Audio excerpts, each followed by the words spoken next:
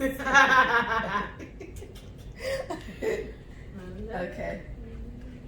Wait. It's time to start the show, baby. Yeah, it's time to start the show. I'm gonna start it. We gotta do the shots first. Alright, we gotta do the shots first. What's happening with my fingers? We gotta get them shots done. Together. Yeah. We'll have to do that tomorrow. Oh no. Take a shot of hope. No. Ooh, it was my first drink all month.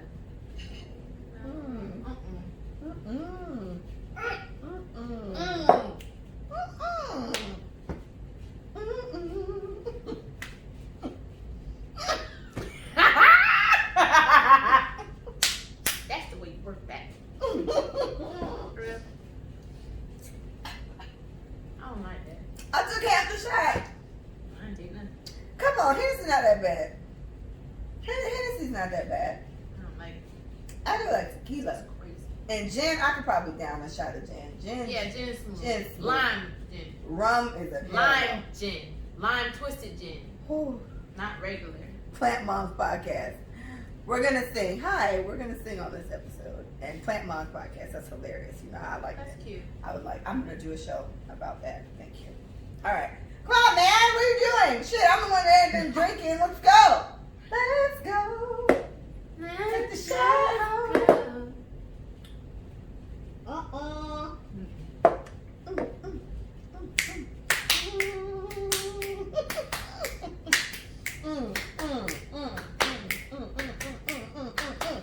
I'm gonna sing because this is like that's for you.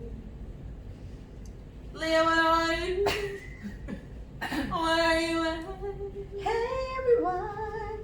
Falsetto This is what it says for you. Oh my gosh. We've been trying to do a singing episode for you guys because we like the whole notes a lot. But, oh my gosh, that shot is all over the throat. All in my throat. All up in my throat. Yeah. My road, yeah. Come on, Tony.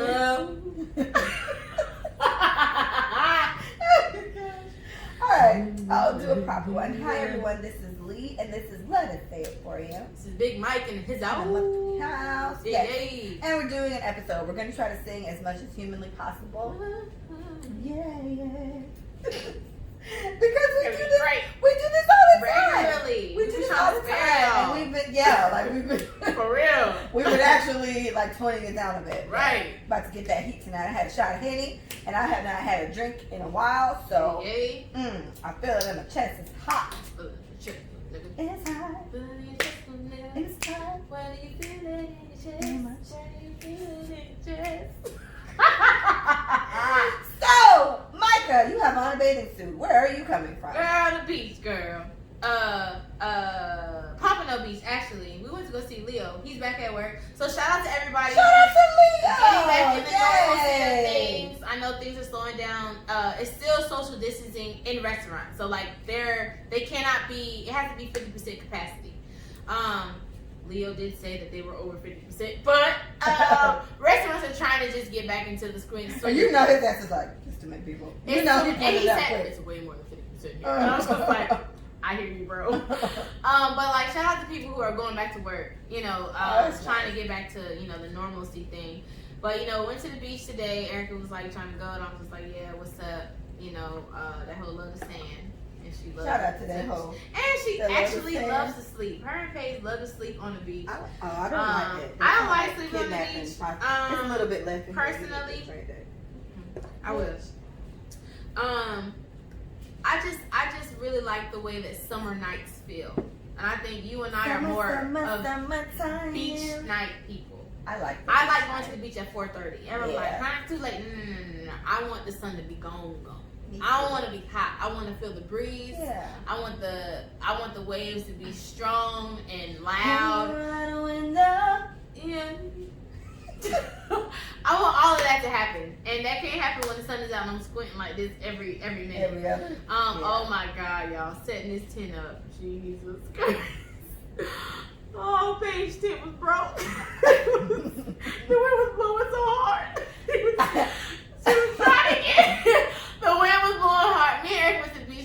ago. Bruh. Her umbrella was broke. And she was like, how did I get the broke one? I don't know, sis. But what I do know is we cannot fandangle this to work. This is done. This shit is throw it away. Done. When I took Mia to the beach, we just went. It was Hollywood Beach too. It was before you moved down there because obviously we came to tell you. So that day I was like, no, babe, we're gonna have like a normal beach day. And it's so funny because she was so mad at me. Oh, public subs. Yes, I went and got public subs, and she likes the public subs, which is so funny because she was like, my man want banana peppers. I was like, you don't even. You don't want no fucking banana peppers. She's like, no, mommy, no, really, mommy, no, really. Like I like it. So it's funny because I did it. I got me like a hole, and I got her a hole, but I had to cut it forward. Mm-hmm. So I only made them put the banana peppers on half because I was like, this is the mother in me knowing that she's full of shit. Right. So she was like, oh, mommy, it's not really as good because you got fucking banana peppers on it. She be eating with her grandma. That's some old people shit. Like, that ain't you. But anyway, when I went, I was like, we got to get a tent. So I would like to have something that I keep in my trunk, kind of like Paige. Because I had it in my old Mini Cooper. The Mini Cooper I had in high school, I always had beach stuff in the back. And in this one, I don't. I usually have liquor in the trunk. How I've changed. But I bought this tent that looked like a good idea. And when I say it was so, it's still here. I would never bring that shit to the beach again. It was so hard. Yeah, because it was like a sit-in kind of tent. But you got to think about it. The wind just goes in. That shit was trying to be a kite so fucking bad. Yeah, I was like, oh, damn. So we ended up making it work. But it would have been better if I had people there. Like, because I feel like I had to sit on it to keep it down. Right. And then I had to find this stupid ass way that they had like this little, I think that tent might have been more for like actual outdoor dirt type situation. Because it had the stick stuff. Oh gosh, well then let's go camping now. In a safe place. Erica want to go camping. I'm going to give it to her. I do want to go. I don't want to do that. But I thought it was a beach thing. We can glamp.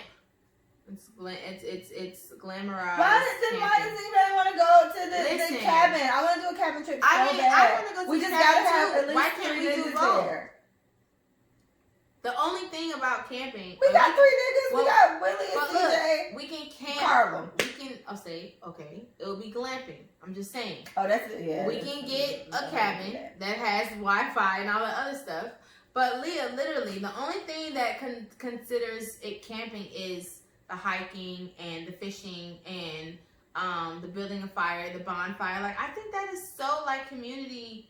We can do that. It's so much fun. We can build a bonfire. I think I'm trying to make fire out of sticks. I could try with glamping. One of my coworkers, shout out to Brandon, white guy. Brandon is like one of those white guys that's like very gun heavy. Like, he's had a whole bunch of guns. And it's so funny because he was working at the office and he was telling me about this guy. No. He was talking about it was like basketball. Bottom line is, I think he was talking about Manny, but didn't know it was Manny. Like, about how there's this guy and he's just so aggravated or whatever because he played basketball around him. Oh, yeah, you told me. And it was Manny, and I was like, that's my boyfriend. He was like, no fucking way. How are you with that guy? I was like, honestly. And all I was saying was, it has to be you. Manny's like the nicest guy. He will fuck you up, but he is nice in general. Like, really, the nicest. Anyway, he was like, you gotta go camping. If you go camping, I'll give you one of my guns.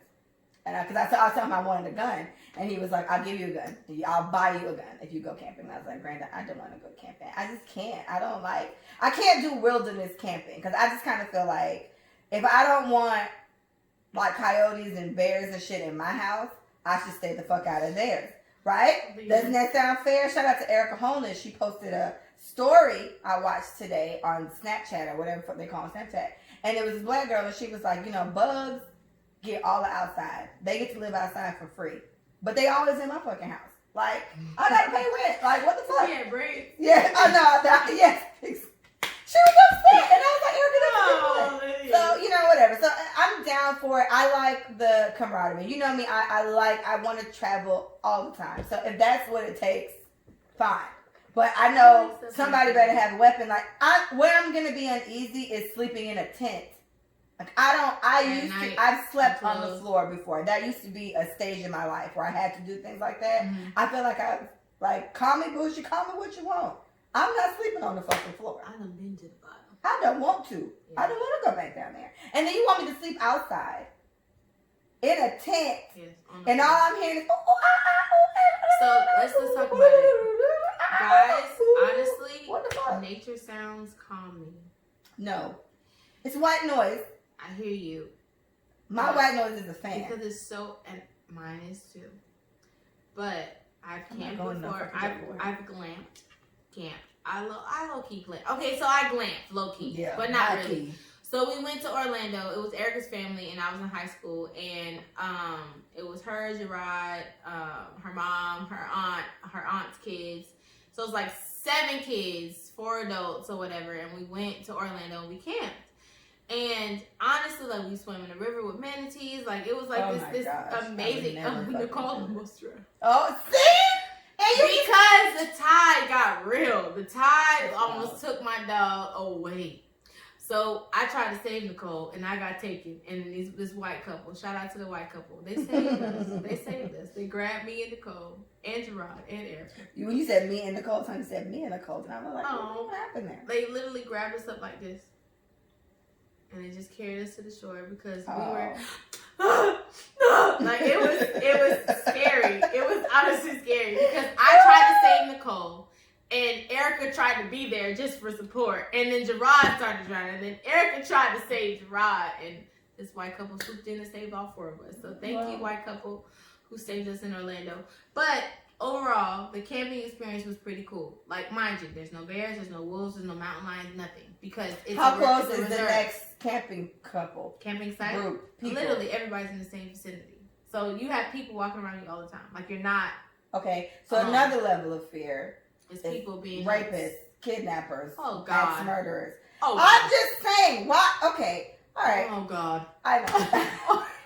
Oh God. Oh no. Oh God. Oh God.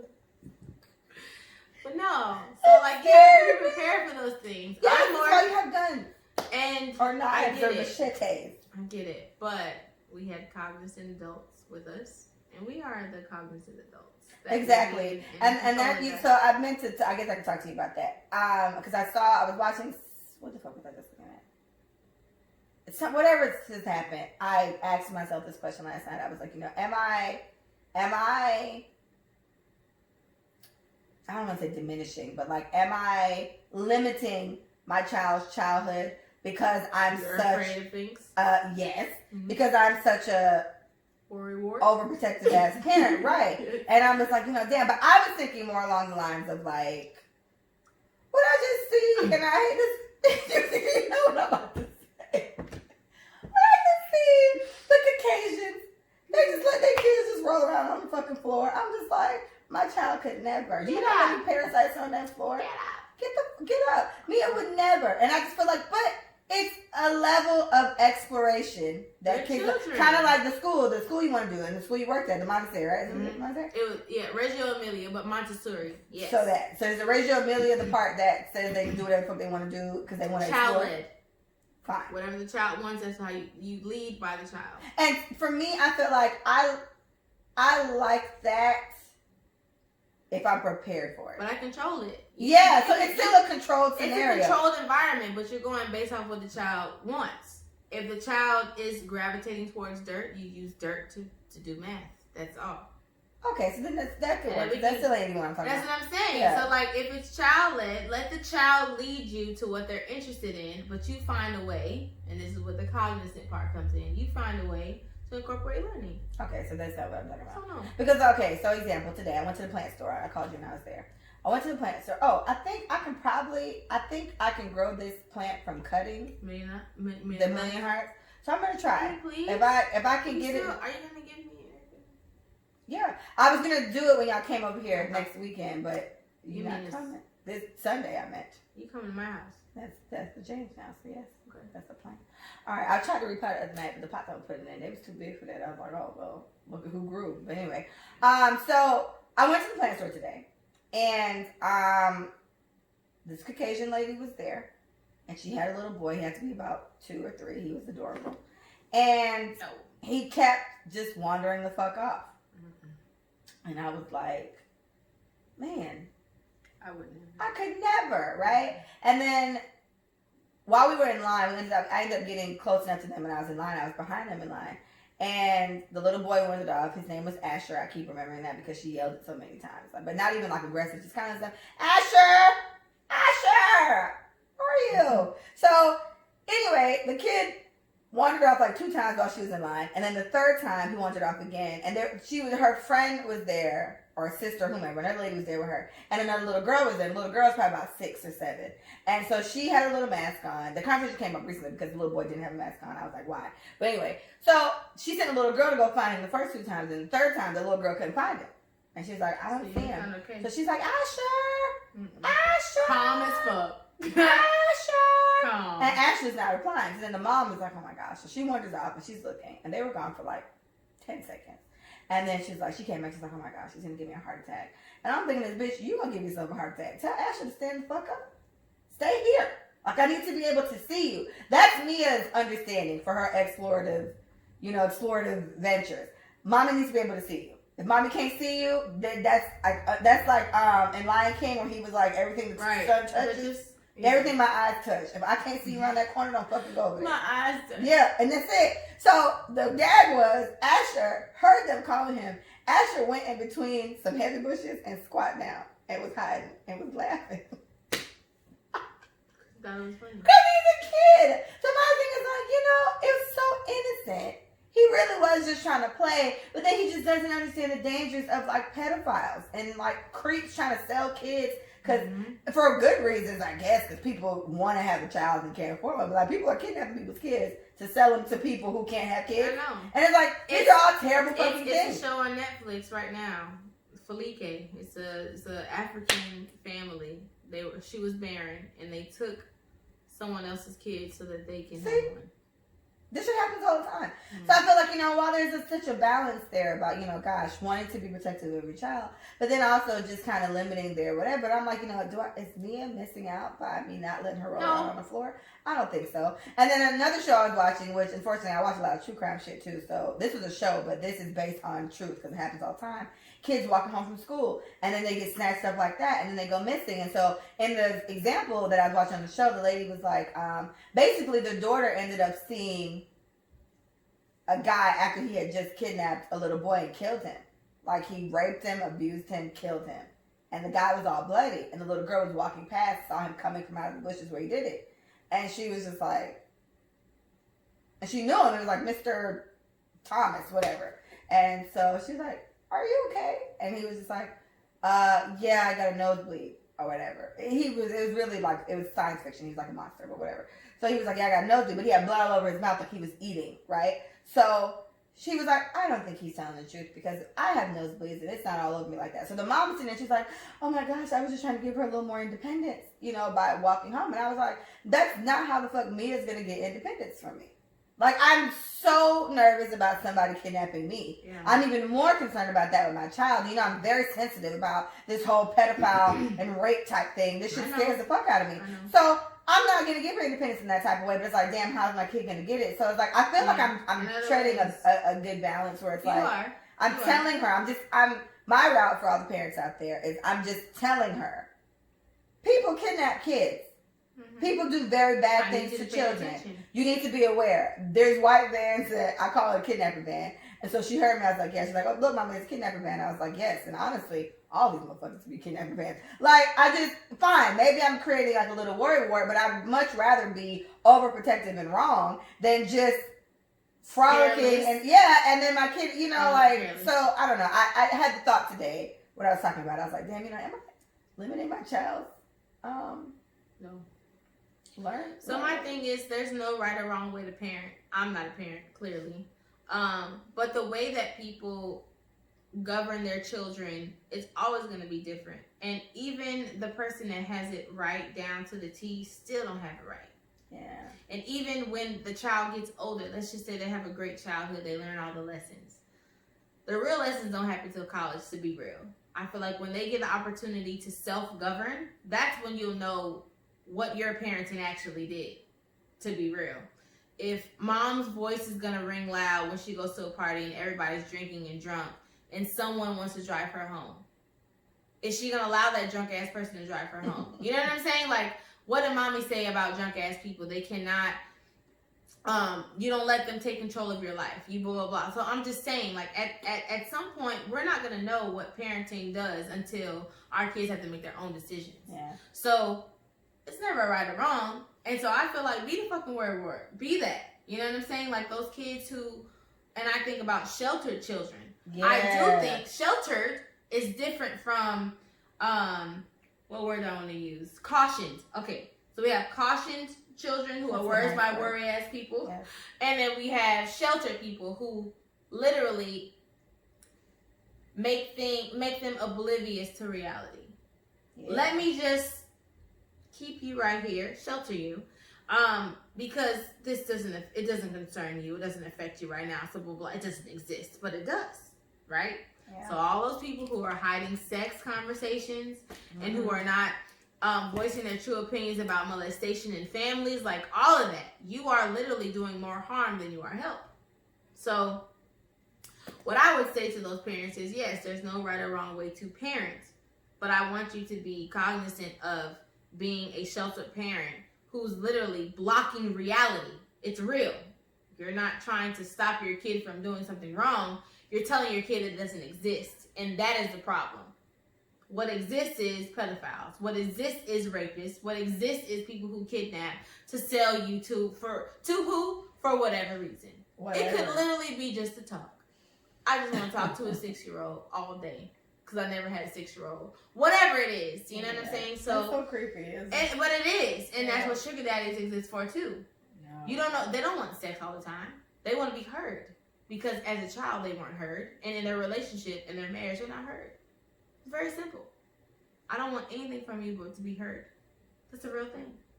People are fucking sick. So, like I said, at the end of the day, you think but we think the worst out of a situation, and it just is bad. It's just worse because it's not our norm.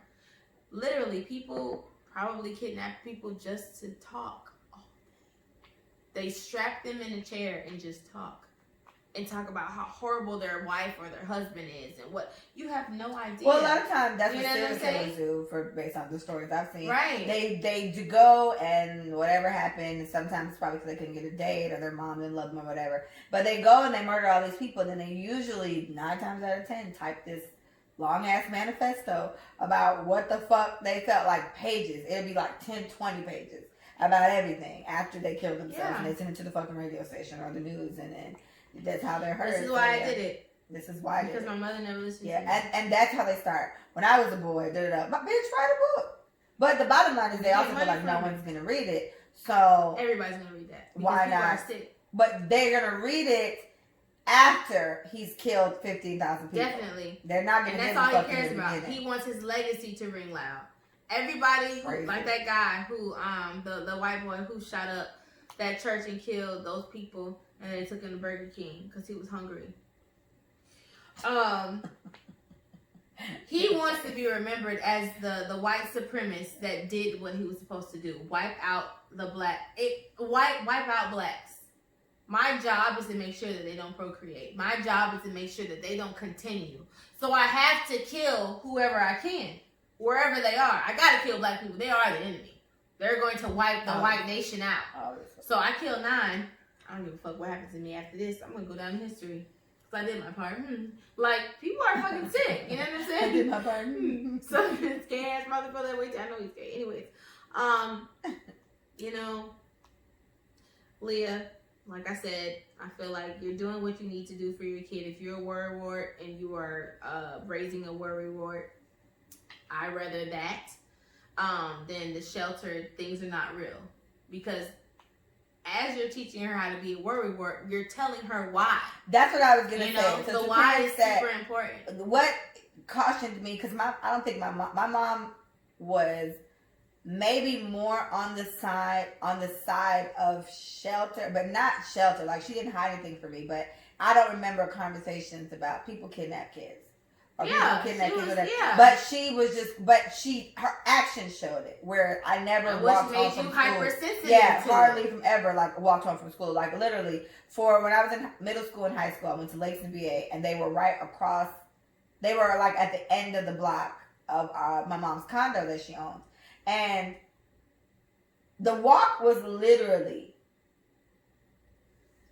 It wasn't even I don't even know. It was right there. It was like a straight walk, but it was long. It was a long walk straight down the street. I crossed the street and the townhouses are right there, and then I just be walking in the neighborhood to get to the house.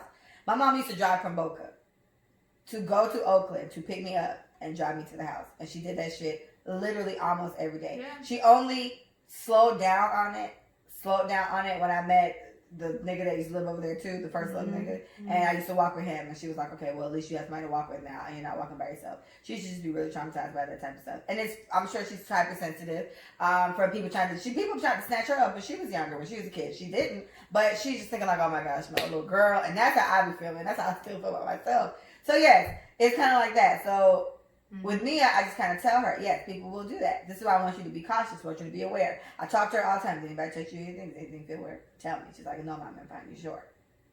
And they feel uncomfortable. And I think did anybody make you uncomfortable with anything at all? That's the kind of conversation that we have to have with our kids. Like, everybody thinks that sheltering them from reality is going to help their innocence. Honestly, all children cannot be spared their innocence, and especially black children. Black children, we lost their innocence the moment they were born, unfortunately. That's so sad. It is very dark.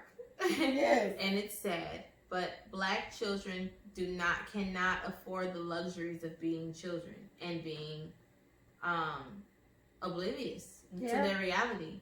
You have to tell your black children that the police officers think the worst of you.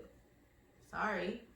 White people think you're always up to no good because of what they were taught. There are healthy ways to explain to them on their level that this is what's happening to them. What's so funny when you said that is because when I saw little Asher running the fuck around, the first thing I said was in my mind, or I think I probably said it out loud, but I had the mask on. You know, I told you I've been talking to myself crazy, public, because I got the mask on.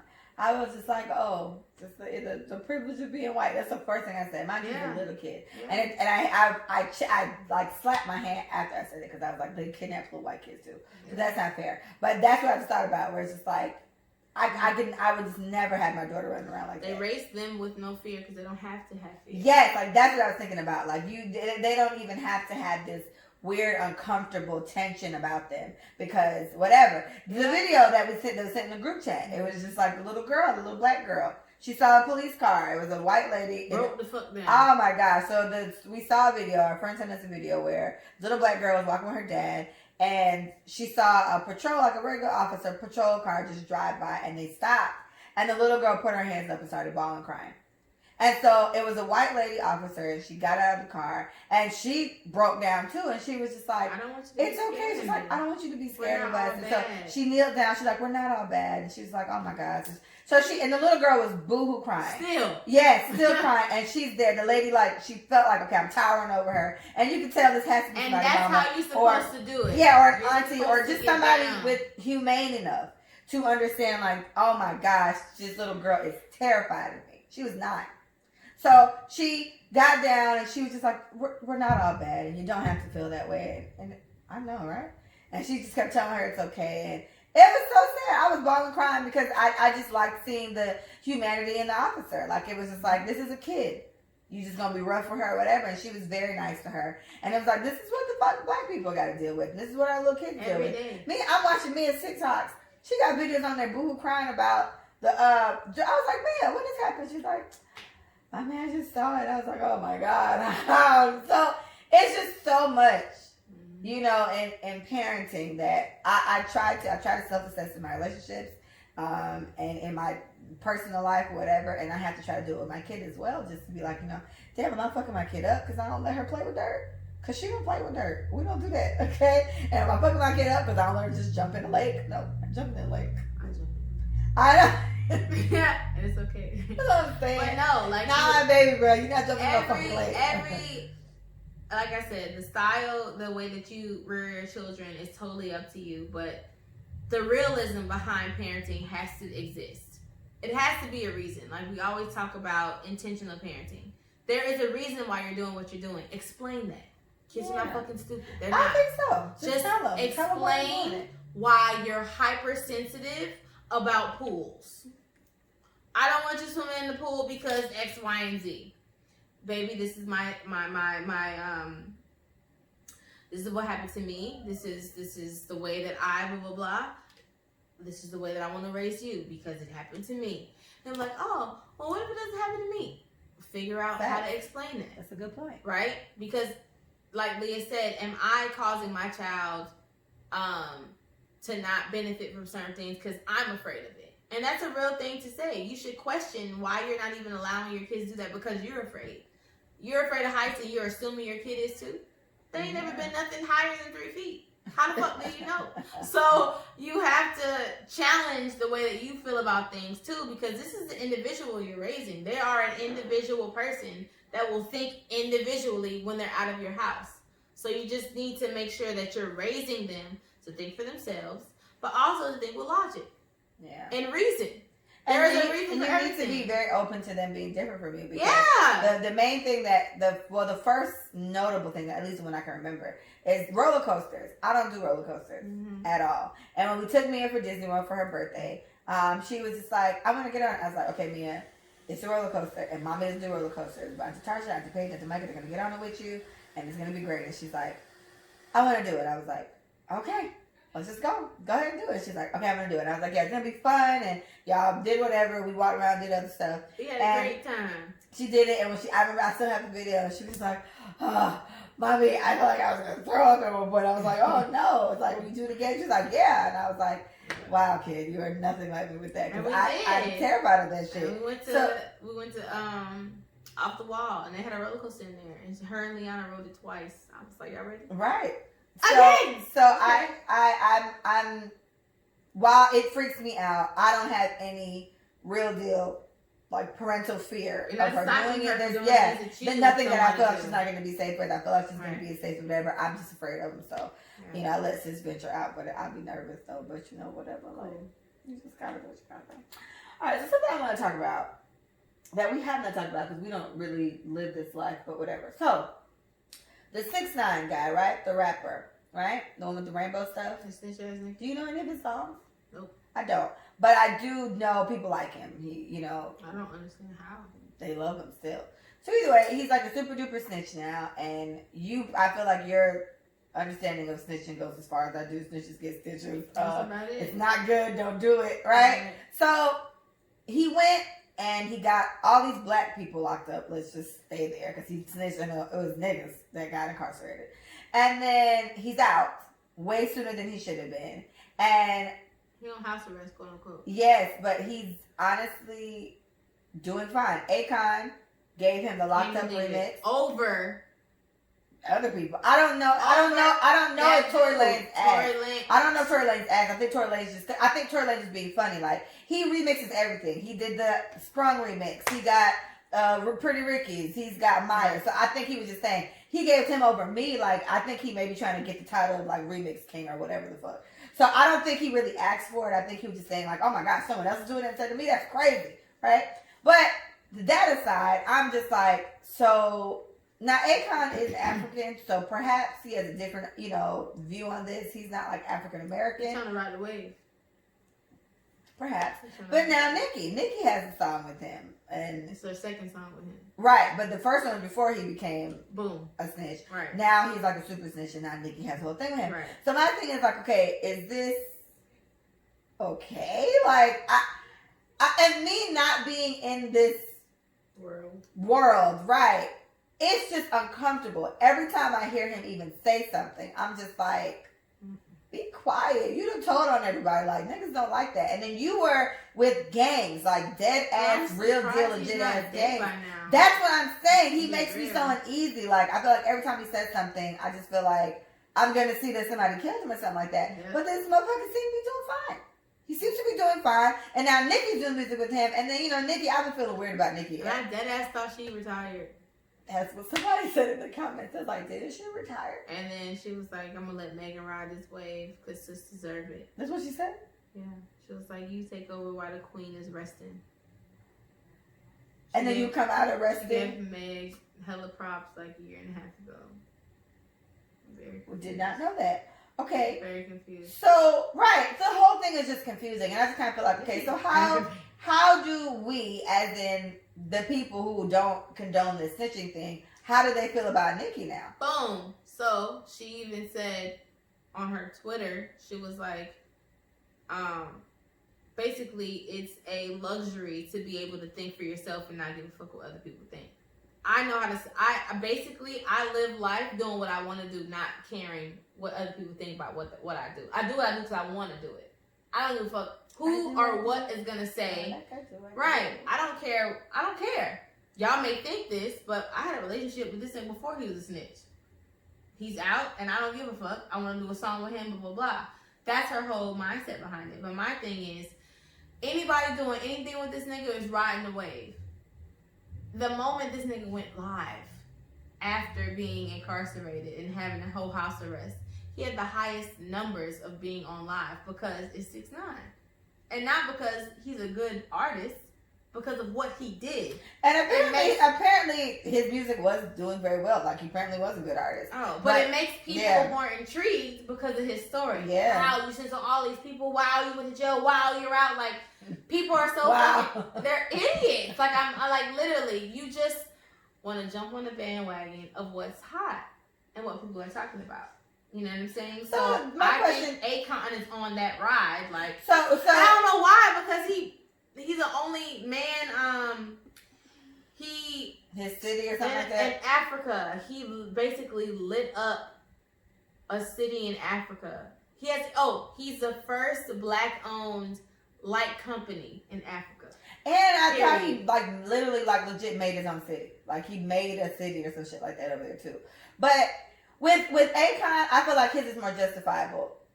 Only because Akon isn't a rapper, for one.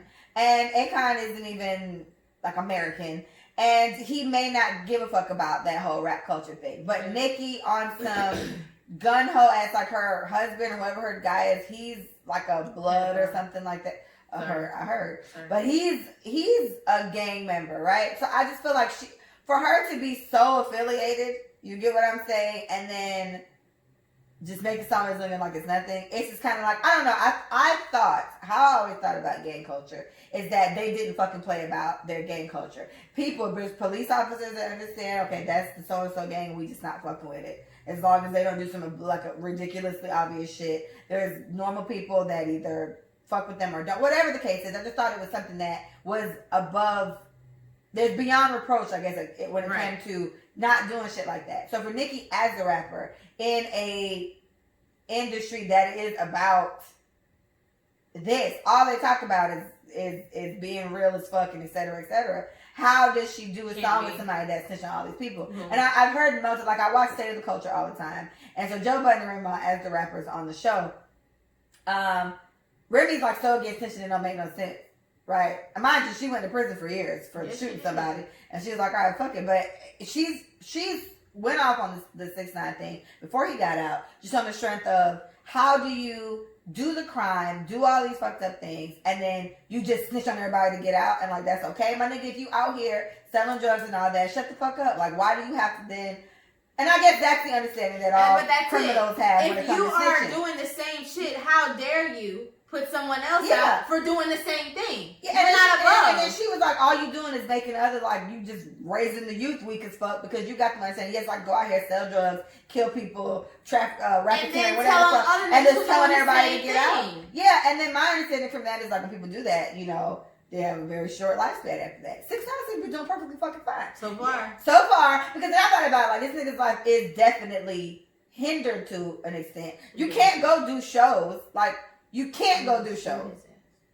Right. You can't go do shows, which is where most artists make most of their money, is doing shows. So what the fuck is he going to do? Just do, like, IG Lives all the time? He just wearing lace fronts and I don't know. I don't care for the lace front. But I'm interested to find out about the Nicki thing. Because Nicki is affiliated with niggas like Wayne. And she affiliated with niggas like Drake or whatever. She used to fuck Meek. Like, these are all people that are strongly against this snitching thing. And then you just out doing music with him.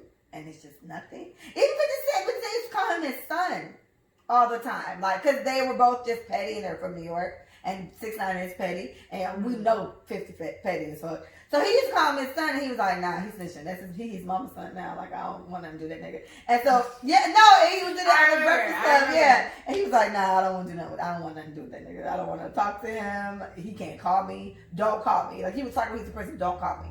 Like, we're not cool. So 6ix9ine even kind of came out with, like, slick shit about that. He was like, please don't talk to his own son. So, of course he ain't going to talk to me. Which is true.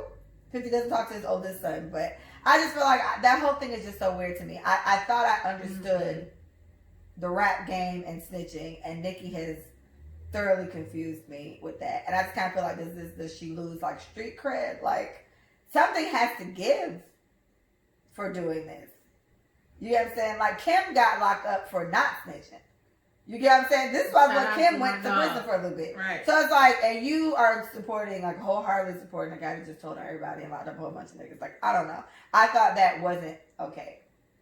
So.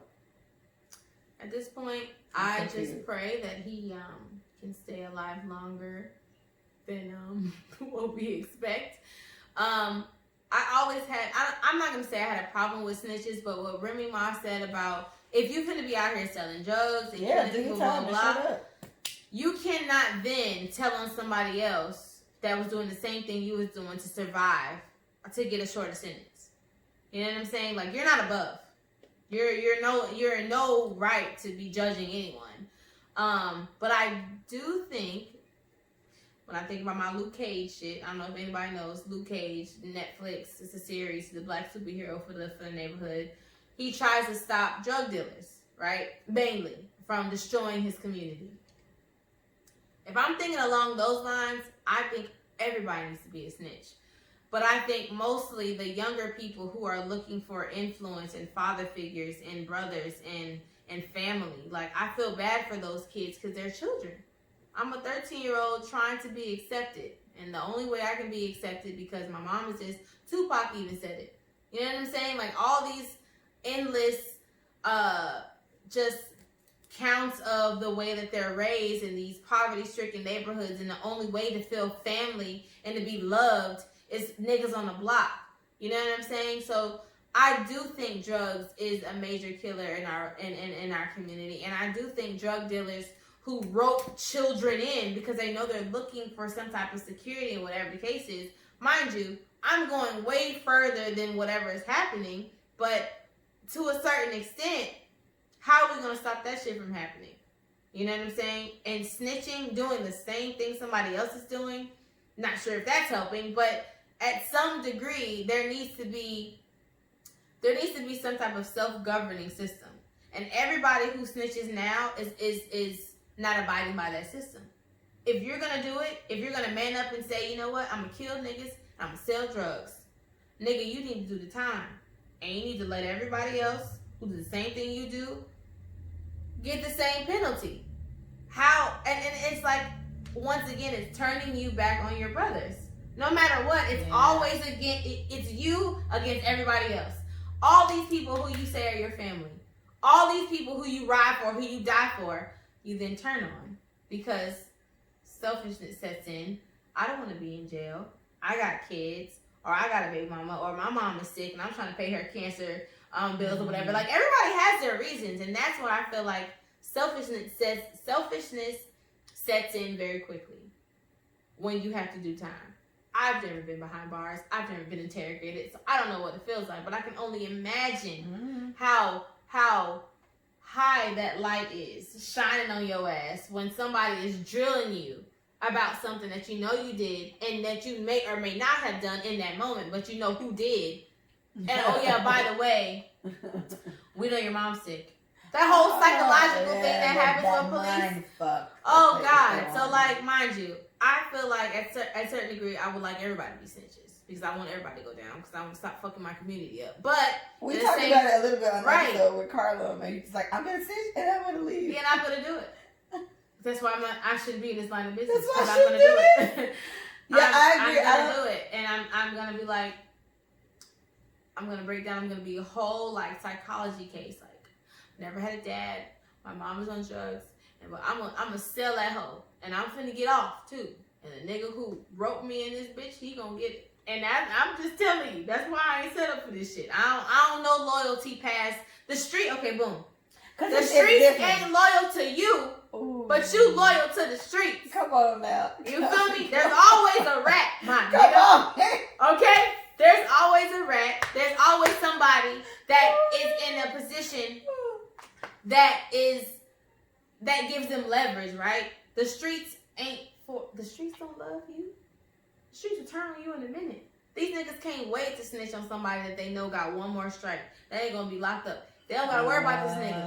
Oh, yeah. Fuck that. That nigga on the block. Bitch, I'm thinking about that. Fuck the fuck. I watch movies. But I'm just saying. That's true. At the end of the day, like if you, and mind you, this is every movie, every script comes from some reality. I agree. So, although I have not lived this life, I have seen the way movies portray it. And if it's anything like the movies, niggas, nobody is for you, right? It's for me. We've literally seen niggas who've been this close, since 13, killed someone else this close to them over $12 or less, $100. $100 ain't shit compared to what, 10,000? You can miss out on $100. But you about to kill a nigga over $100? It's the principle. Bitch, you just took a life for $100. It's the principle. Like, come on. And he probably gave that shit to his fucking family because they was starving. Like, how much of the street is really for the streets? You know what I'm saying? Like, this is all fucking man-made and psychologically scripted so the black people will continue to fuck each other. Like, bruh. I'm done. Because I go there. Okay. Well then, all right. Okay. Mm-hmm.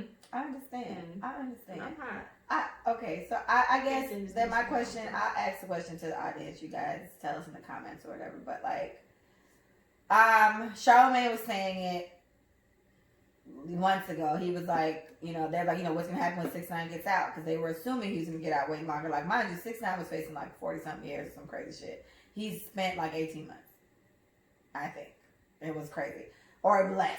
So they were asking like, what do you think? He was like, nothing's gonna happen. He's like, he was like how he thought about it, the way the rap game and the way the hood was, whatever. When Charlamagne was a young lad, when he was Leonard, that's his name. When he was little Leonard, was that like think Tupac time and shit. Stitches get stitches. Like that shit kind of really resonated back then. He was like, now that's not the case. He's gonna come out and probably do music and do shows like nothing happened. He was like, I really thought. He was like, now thinking about it, that was Charlamagne's thing, and so far that's ringing true.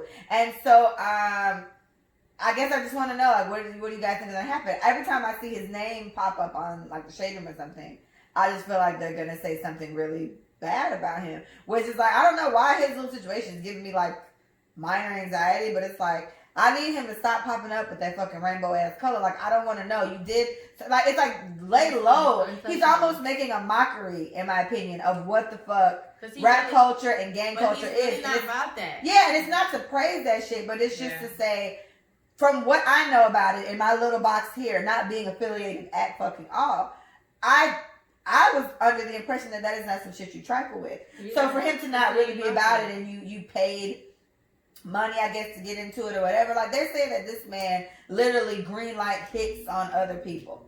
Like he greenlighted killing people. And this motherfucker just out with like a little ankle bracelet just doing his thing. Yeah. And Nicky just doing songs with him, Akon giving them remixes. It's like, because anyone who does something with him, they have to understand everyone's going to be looking at you like, what the fuck? But they're not a part of the streets either. So my thing is like, okay. The real deal people though, like Jeezy, is a Jeezy going to fuck with that? My thing is a Jay-Z? Is a Wayne? The streets are glorified. But not everybody is from the streets. It's cool to rap about the shit. I mean, you got hella stories for days how you was on the block selling this and niggas roll up on you, whatever the fuck. Like that shit is adventurous, right? Oh my God, I would love to talk about how I was a part of a drive-by because I'm really in the real. You know what I'm saying? Like people love to be a part of it when it suits them. You know what I'm saying? And so even 21 Savage, like, niggas, I will really kill you. The baby, I will really shoot your ass. You know what I'm saying? 21. And so you have people who really live this life and who struggle dealing with people like Drake, unfortunately, who may not have lived that life. But you know what? Drake don't rap about that shit. He rap about his homeboys being a part of that shit. But Drake ain't never said, I was on the block. He ain't never said that line. He rap about, I remember when Michael was on the block. That's what I'm saying. Home, dropped over 40. That's what I'm saying. And now, being my niggas living because I did it a certain way, blah, blah, blah. Now we all eating. All my niggas gonna always be okay and they never gonna have to go back to the streets because he wasn't a part of it. Right? So my thing is, it's a problem when people literally try to portray themselves as being these. And I'm telling you, it's crazy. It's like people glorify black culture, even the worst part of black culture. This is a fact. Y'all niggas can't wait to say that y'all was on the block doing what, selling rap, or whatever the fuck. Y'all cannot wait selling crack out to say that you are a part of the actual drug game, the struggle, whatever, because of what it makes you feel like, what the power that it gives you, and the pull and the clout, or whatever the fuck. But real nigga shit, if you were in a situation like that, your ass wouldn't know what to do. You fold. So my thing is, black culture once again wins, unfortunately, in a negative way, but it wins. And how many people are about what they're about? That's true. Nicki Minaj, my God, she's not. She went to fucking acting school and her mom paid for the shit without any help. And so my thing is, and maybe Nicki will fall in that category because Nicki doesn't rap about. And Akon does not know about American. True. He doesn't. But like I'm saying, Akon seemed more justifiable to me. But just Nicki on the strength of even who she fucks with, like I just kind of feel like no, like Nicki was no. Yeah, Nicki came up because she was cute and she got her body done. No shake, sis. Do your thing. But she reach your height. And she raps good. Nicki's a great rapper, but I just lyrically now, you know what I'm saying? Yeah. She's always been a lyricist. But I find that so. And that's what I'm saying. So it's like, but then my question then is, how do the Jeezys and the Lil Waynes and or all the real ass niggas in the rap game, how do they now look at Nicki? We already know 6ix9ine ain't about shit. She don't give a fuck how to look at her. Allegedly, but you know what I'm saying? It's like I feel like you lose some of the clout in doing clown shit like that, because the bottom line is you don't need the money. You are Nicki Minaj. So you know what I'm saying? You can do whatever the fuck you want, but you didn't have to do that. So you chose to fuck with a rap allegedly. It's like, how does anybody respect that? Okay, let's look at the character. Why did you look at the camera like that? Because Leah, she's doing the unpopular thing. She's dating a pedophile. He did not register. She's allegedly married. He did not. She is married to this nigga. She did not. He did not re-register as a sex offender where they were, and that's why he got called to do whatever. Not sure how true that is. I don't fucking know about these people's lives. Well, all I know is I heard that too though. So and yeah, so he got Wendy called her out about it, he had to and register. she snapped on Queen Radio or whatever the fuck. But my thing is, your character is in question. You married a whole nigga who I don't give a fuck. If you allegedly looked at a child wrong, I would never date you. Well, about whether it's true or not, if he has to register as a pedophile, then allegedly, they convicted him. I don't care if they thought you saw some kid and looked at him a crazy sexual way. I'm not fucking with you. That's me. I don't care. That's sick. That's disgusting. I can't. So her character is already in question. Right? So her so her husband is the underdog. Nobody understands. Oh my God, like nobody understands. He really didn't do it. Like he's not nasty, blah blah blah. Like he's really upstanding, blah blah blah. Like he meant to, whatever. The underdog. I'm gonna vote for the underdog. Who's the underdog? 6ix9ine. Who's the snitch? 6ix9ine. Who am I gonna ride with? The underdog, because my nigga is in the same scrutiny as this fucking snitch ass nigga. So if that's the case, I'm riding for all these niggas who are undermined in underdog situation. Nobody shouldn't be fucked with. Everybody deserves a second chance. Fuck you. I have to watch State of the Culture. I've missed a couple episodes. I try to slow down on the podcasts or shows that I watch so I can like binge watch them while I'm working or whatever, so they can play. And Remy Ma is so against the snitching thing. They've talked about it on the show, and they've talked about 6ix9ine on the show. And you know, Remy Ma and Nicki had a very public, you know, beef, right? Feud, that's a good one. So I cannot wait to see, because it's like, it may be so touchy that they just don't talk about it, but Joe Budden doesn't hold back, and Remy will talk about whatever. So I really have to like tune the fuck in to see if they talked about this shit or not, because I know she's gonna be like what she probably wants to say is he weak as fuck and shit, weak ass bitch, whatever. Like that's what she wants to say. Now is she gonna say it? I don't know. But she might. I like Remy, so hey, I don't know. Remy too. All right, well, tell me other things that happened with 6ix9ine. What do you think? Did Nicki lose her street cred? Is Nicki no longer whatever? You know, she had it to an extent. Just be. I think the respect. Where she was from, first of all. But where she was from, but overall, all that should matter is if you can spit or not, and she can, right? So if they fuck with her on that, but then it's kind of like it's even with me not being in the rap game or anything like that. For somebody that went out and did some shit like that, like you went and did all the dirt, you was popping all the shit. Like I wouldn't fuck with somebody like that. You get what I'm saying? Because to me, it's like I don't want to be affiliated. You want to be affiliated with the unpopular opinion. Because you want, and the truth is, he has a lot of fans. He has a lot of fans. Like, and what he rings off of, and she also kind of seems to egg on it too. It's just like y'all hate us so much, but you're still watching, and all they need is the views for this to make whatever, for this to hit the numbers. Like the shit got 20 million something in like 12 hours or some crazy shit. So it's like everyone went and watched the video. I want to see it. I haven't looked at it yet, but shit, I'd like to see. But it's like they just did I don't know. I feel like this has to tarnish Nicki in some type of way, and I'm interested to find out how. Because while she may not need the features or whatever the fuck, at the same time, Nicki hasn't necessarily been on this. Yes, the respect is important, and Nicki hasn't necessarily been. Yes, her and Cardi's thing changed my mind about her too, and so. Even when her and Meek got into it a couple months ago. And she was saying Meek was beating her. And Meek was like, I doubt it. Bitch, I ain't never hit you. He was like, you sitting here reaching for shit because you realize nobody fucks with you. Everybody in the industry stopped fucking with you because they realize how nasty of a person you are. Like, this is the type of shit Meek was saying. And a couple people have said this thing about her. Now, it doesn't make it true. Right? However, Nicki, it's a little touch and go. And I don't know, I was in there rapping Itty Bitty Piggy. Literally, I was taking a shower. I played the shit 3 times. I love Itty Bitty Piggy. That's my song. So I don't know. You know, I would like to know what you guys think is going to take place with that because, you know, whatever. All right, so last thing I want to touch on. We didn't do a podcast last week for no particular reason. We just didn't get around to it. But last weekend, we went protesting. Shout out to Carl Willie. Shout out to Carl Willie.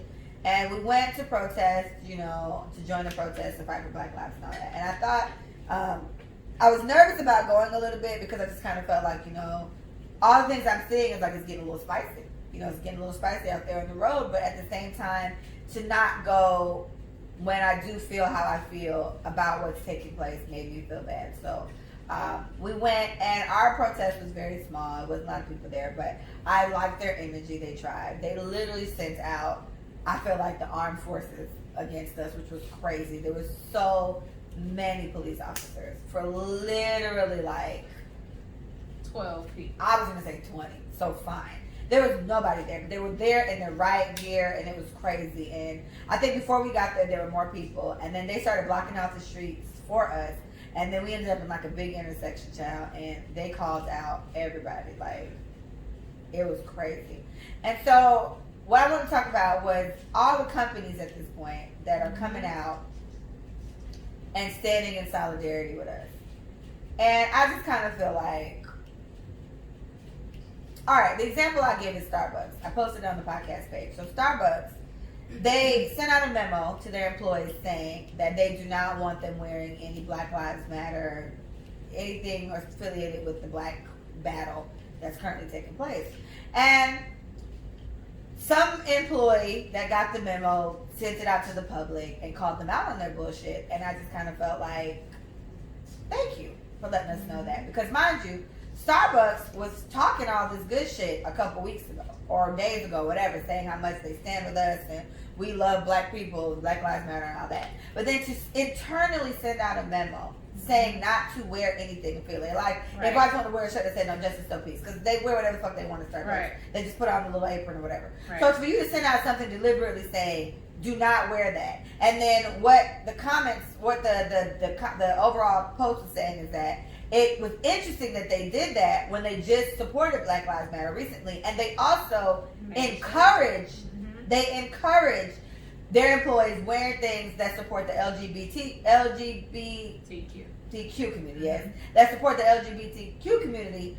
Why is it then so taboo for them not to say anything directly associated with Black Lives Matter? And I was like, oh, Starbucks, you can kiss my ass at this point. Because why?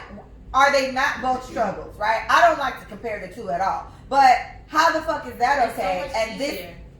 It's so much easier. It is easier. It's easier because it's not race driven. Yeah, it's easier. It's gender driven, right? So even when Martin Luther King was marching and his homeboy was gay, he was like, yeah, we should push for, you know, homosexual rights and blah, blah, blah. He was like, hey, I hear you, but not right now. Because that's not the struggle that we're fighting against. We don't want our message to be clouded, right? We got to stick with one thing, and we got to ride that out, make sure that's good, and then I'll get back to your homosexual stuff. You feel me? So I do believe that the race is just heavy, and I think nobody who feels guilty, no company that feels in the wrong wants to step on the stand of standing against racism because they may lose money. I think at the end of the day, it's all about capitalism. And mind you, transgender is so much easier to fight than racism. And they had a situation a couple months ago. I want to say it's this year, but it could have been last year. But it's like the end of last year, early this year, where something happened that was racially driven, and they closed all the stores for a day to send all their employees to some type of it was inclusivity training. Yeah, they love that fucking word, inclusivity. Like, if somebody needs to use the bathroom and they did not allow them to use the bathroom, they basically harassed them to use the bathroom in a Starbucks, and I think they ran in on the person, and they were just, either way it goes, it was racially driven because this black person could have used the bathroom without buying something, but a white person walked in, used the bathroom, walked out, no problem.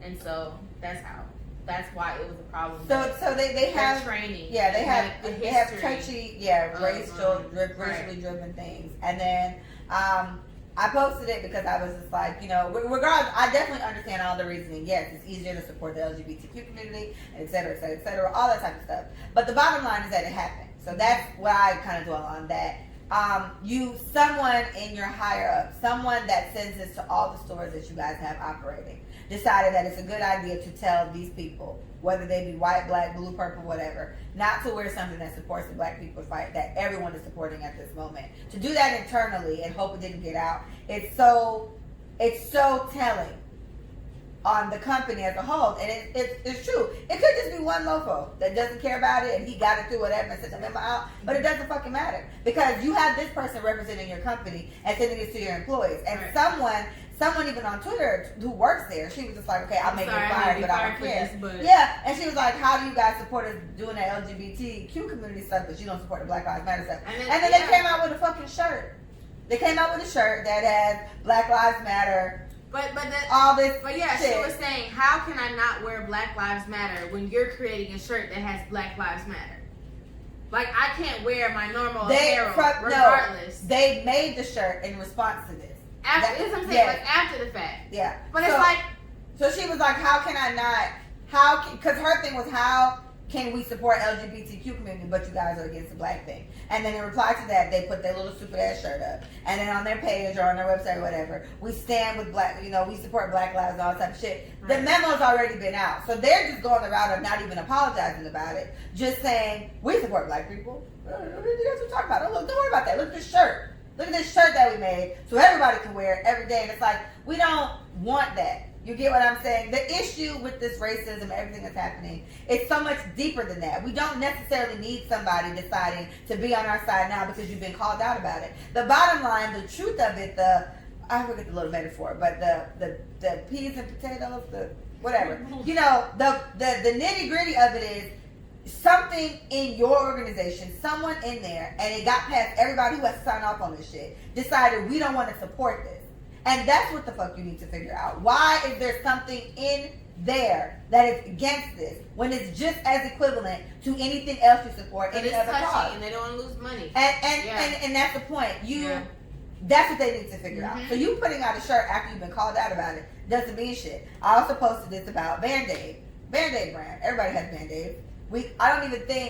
I don't know what the actual name for Band-Aids are, but we all call them Band-Aids. Because the brand of Band-Aid, yes, but it's like Pampers. Pampers, I used to call Pampers all the time. Pampers is the brand. Diapers are actually what they're called. So I don't know if there's another, maybe Bandage, I don't know. But anyway, Band-Aid recently, like yesterday, launched a color scheme of the different Band-Aids. So, and the idea was that the Band-Aids that they made this whole time were to blend in with the color of your skin. We've all seen a Band-Aid. When the fuck? It ain't never looked like That shit ain't never looked like us.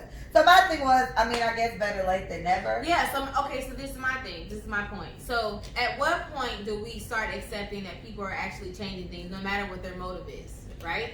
With them, I said better late than never. Because at some point, it's going to have to be, all right, y'all, come on, company, let's band together and make this shit right? Because otherwise, if you've been making as much money as you've been making, you know that the black dollar holds a very heavy position in your company. But you also know there's trillions of people on the planet that are not black that will still support you. Yeah. So something about this is striking a nerve. And it's striking oh shit, but what if they stop supporting altogether? Is that gonna do crazy numbers to our company? What is that gonna affect? But like I said, if everybody fuck with y'all, you good. 13.4 million black people ain't gonna really matter. And the little runoff of other races that don't like that you're mistreating us, so they'll join the bandwagon. Boom. And not buy So the okay, shit. 16 million. 16 16 million people who ain't gonna fuck with your company. But you got the rest of the world, the rest of the billions that will. You still found it inside of you and your company to not be the person to not stand up, to not say something, right? So like you're trying not to face heavy scrutiny of what your company really resembles and what you really represent. You don't want to be that company that did not take a stand for Black Lives Matter when it really mattered. Because right now it really fucking matters. But at some point, we're going to have to say, all right, I see you, Wendy's. All right, I see you, Geico. All right, I see you, blah, blah, blah. Mind you, we've all known this has been an issue. But remember, it's not a relevant issue until something relevant happens. And I know we always say it's always been racist. It's always been institutional discrimination and gender racial things when it comes to like, you know, gender pay and things like that. But at the end of the day, we got to start somewhere, right? And if us starting somewhere means that these companies are at least making merchandise that they can profit off of, because essentially it is a profit. Starbucks, we see you. But at the same time, at what point do we say, all right, I see you, I hear you, I don't like it. You got to do a little bit more than that, though.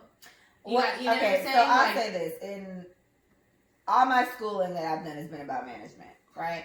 And the number one thing they teach you with anything, which is why I felt so good, like you guys started a business, you understand it enough, is the rule of thumb with any business is it is better and easier to keep customers than to get new ones.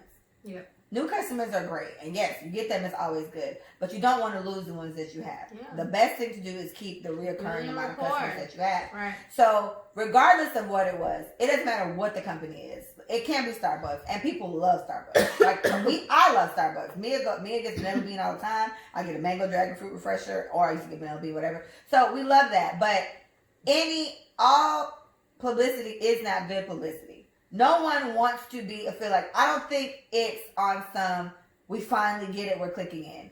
What you said was true. Yes, if 16% of 100 doesn't fuck with us and whatever, but that 60% is a lot. And that 60% does put a tarnish on you. You're now known as a company that doesn't fuck with black people. That's what I'm saying. Do you want to be that company? Yes. So, but that's what I'm saying. That's what I feel like they're doing. And I don't feel like it's a thing of, okay, well, maybe they did click in. It's like, all right, fine. All right, Starbucks. You're doing it now, but fine. No, we know why you're doing it. You don't want to have that tag to you. Right. You don't want to be the one that didn't support it, because that's the thing. The best way to stay well-rounded is to support everything, unless it's obviously like some disgraceful shit. Right. There should be no argument where police officers are killing black people at an alarming rate. That's not fair. There's no way to justify that shit. Right. You can try, but you're going to sound like a douche. So you probably wouldn't want to. But this is why they're doing it. And this is where I feel like, you know what? No, because then it seems more like a pity thing. But and that's what nobody wants to fuck with. But it's, okay, so my thing is, those advocates, it's always going to be a pity thing. But Band-Aid really don't want to. But think about it. If they did not send a memo out specifically saying not wear shit associated with black people's lives and all that, and they did this shirt, it would have been fine. It could have still been a pity thing, but it wouldn't have hit that way. Right. It would have seemed like, okay, fine, because everyone's doing it. JetBlue sent me an email every other fucking day telling me we stand with you. So that doesn't while it may be the bandwagon thing, that doesn't change my mind against JetBlue at all. The reason why they seem more fucked up is because they purposely told them not to do it. And now because their shit has escaped, now they came out. So you're right. True. Everyone's doing it, and we're giving it. So maybe like a Wendy's, like you're saying. Fine, Wendy's. But with Starbucks, no, bitch. You don't get a cup of that because you deliberately asked them not to. And so the bottom line is, why the fuck would you do that? Because, and so when I think about, it's easier. And then when I think about City Year, we could not politically talk about anything. And City Year is the most well-run organization I've ever worked for. So gung-ho inclusivity. Oh my God, welcome everyone. Right? And so, you're right. We got this whole namaste and say la vie way of living with City Year, but I couldn't even protest in my City Year gear because that represents the company, right? They have larger things to worry about. So if an employee had a Black Lives Matter, that basically says that the company cares about Black Lives Matter, but that may not be what the company really goes for. And so because they got caught, like you said, they had to follow suit. God damn, all right, fuck it, bring out the shirt. You know what I'm saying? So it's like pacifying the situation, trying to try to put out the small fires before it gets large, right? And they jump on it quick. It was like the next day. Right, because they got clout. You know what I'm saying? And so they don't want to lose any of those customers. Like you said, 16% is still a lot, although you still have another 4%? I don't know, mathematician. Yeah, you still have so much more, like it's so much more of your grossing population. You feel me? Exactly. And if it's worth it, then it's worth it. And so what I was just thinking, I just literally asked Eric and them today, I was just like, at one point, do we just say, you know what? I hear you. I see what you're trying to do, but we need more. Because we need more. It's more than just Wendy saying, hey, no, fuck it, Amazon. I have a Fire Stick, and there's a whole series dedicated to Black movies, right? Yes. Amazon, I have Prime. So Amazon Prime, all Black movies. I mean, even the one that didn't even come out, like Michael B. Jordan and Jamie Foxx was in the movie theaters. That should not be on anything, right? But it's for free. Mind you, you don't have to rent that shit for $12.99. That shit is free. So if you didn't see it, go check it out. But my thing is, we're going to such great lengths to make sure that Black people are feeling heard and understood and seen and not being targeted or whatever, because I think they saw a Black man die in real time everywhere. They did not see Trayvon Martin. They heard about Michael Brown. They did not see Castile. Philando Castile. They did. They didn't. They had the live on that. I think he was already shot by the time he was shot by the time. But I think shooting and then. But like I said, so I think the way that George's life was taken was such a. And the time. Me and my mom talked about it. The time that it happened, because they fucked around and did something like that when a lot of people have nothing but time. So it's it's the wrong time. Everybody's watching everything. Because we are just sitting here. And it's like, oh, we're protesting? Yes, because I'm upset. Am I upset enough to go outside and protest? Yes, I am upset enough to do that. Yeah, and so you killed a man in real time when everybody had the time. You fucked up. You know, like that's just kind of what it comes down to. And I do think to a certain degree, like I'm appreciative of what they're doing. Like I've seen, oh God, so TikTok, I've seen so many TikToks of people doing like Black history facts behind their music, right? And it's mostly white people. Whether it be the most famous TikTokers or just regular TikTokers that have 2 or 3 followers, whatever. They're jumping on the bandwagon of social justice for Black people. And they've taken away minorities, because minorities and Black people are 2 different things. You have minorities as a whole, and you have Black people as a subculture, right? Black people are being targeted, not minorities, right? Black people are being targeted. Minorities is considered Latin, Asian, anything that's not white is a minority, essentially. But are they all being targeted? No. Black people at an alarming rate are being targeted. So my thing is, at what point do we say, you know what? I hear you. Plantation is even changing the city name. I signed a petition today. No. I hope so. So I said, y'all, listen, I don't know. But what I said last week was like, the next thing I need to happen is they changed plantation name. What the fuck happened today? I woke up this morning, first thing I did was sign a petition to change the name of the plantation city. Because I don't understand why the fuck still plantation. I said that when I first got here, I was like, so there's an area named Plantation? It's a middle school, high school, and elementary school. Plantation. So am I correct in assuming this used to be a plantation at the time? No, as well you should think that. Florida was a very slave gung-ho place to live in. Wow, plantation. So my thing is, I hope, please, last time I signed it was 164 that they needed to actually take the Senate. I put it on Facebook. Send everybody. Oh, no. It's okay. I'm going to go look. I'm going to go find it. But and so that's the start. So mind you, I randomly thought, I was like, shit, please change the name of blah blah. It's a place in Virginia called Lynchburg. Why the fuck is it called Lynchburg? Why are we still? Why? Well, my thing is the fact and that's the shame part. So let's sweep everything under the rug, and hopefully they will forget. And mind you, when I go past cotton fields, I'm still fucked up. I'm on my way to Atlanta from Tallahassee, and I see cotton fields. Yes, I know cotton just grows naturally because it's cotton. I get it. But damn, that is stinging me. That is generationally messing me up. I feel like that when I see actual cotton in the store. That. Me and Bree went to, what's that shit called? Joann's? No, not Joann's. The place that's by 24-Hour Fitness on Commercial in whatever. Pottery Barn? Not Pottery Barn. Oh, Old Time Pottery? That place. Okay. We went in there looking for something. I was looking for, I don't know what I was looking for. And I just saw like a artificial like cotton thing and I was like, I don't know, I kicked it over. As you should. Mila and them got that in their house, and it brings, it's in the corner. It's like a pot, like a flower pot, and it brings some type of it's like reverence, remembrance of where you came from. Yeah, that's what I get in a black home, but not on the goddamn field. I don't want to see that when I'm driving by to the next city. I don't. Like, that strikes a nerve. I should be able to mourn in peace. You get what I'm trying to say? Like, I want to be in my household looking at a goddamn cotton.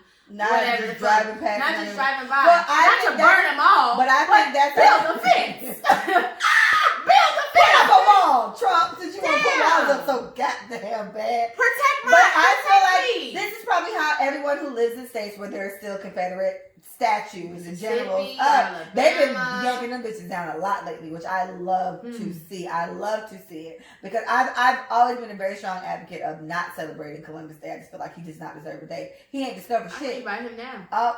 What? In third grade history, I'm reading about Columbus. Yeah, I hate. Every time I read a paragraph, I'm like, Christopher Columbus shit. Like Jeremiah was like, Michael, why are you doing that? Every paragraph you read. And I feel like, why are we still teaching our kids that? How you discover some shit that was already there? That to me, I thought of that when I read it. Like many kids do, which is why I feel like we need to stop treating our kids like they fucking stupid. Yes. They read it like, well, how did he discover it? That's what I said to myself when I read about it. Fucking King Ferdinand and goddamn Isabella. Come on now with the name. Okay. Ferdinand. Goddamn dumbass name. Like King Ferdinand and Isabella gave Columbus the right to do whatever the fuck he wanted to do, to discover whatever the fuck. This nigga thought he was at the. First of all, where this nigga landed, he thought he was in the Indies. He made a mistake and discovered America. Thought it was Bahamas, bitch. And in actuality, you know what I'm saying? When they start putting this map shit together, he wasn't even nowhere near the Indies. This nigga was trying to get to India. He was trying to get to India. This motherfucker ended up in North America. Didn't know it at the time. This nigga died thinking he discovered the Indies. We can let the Columbus shit go. This motherfucker, I agree.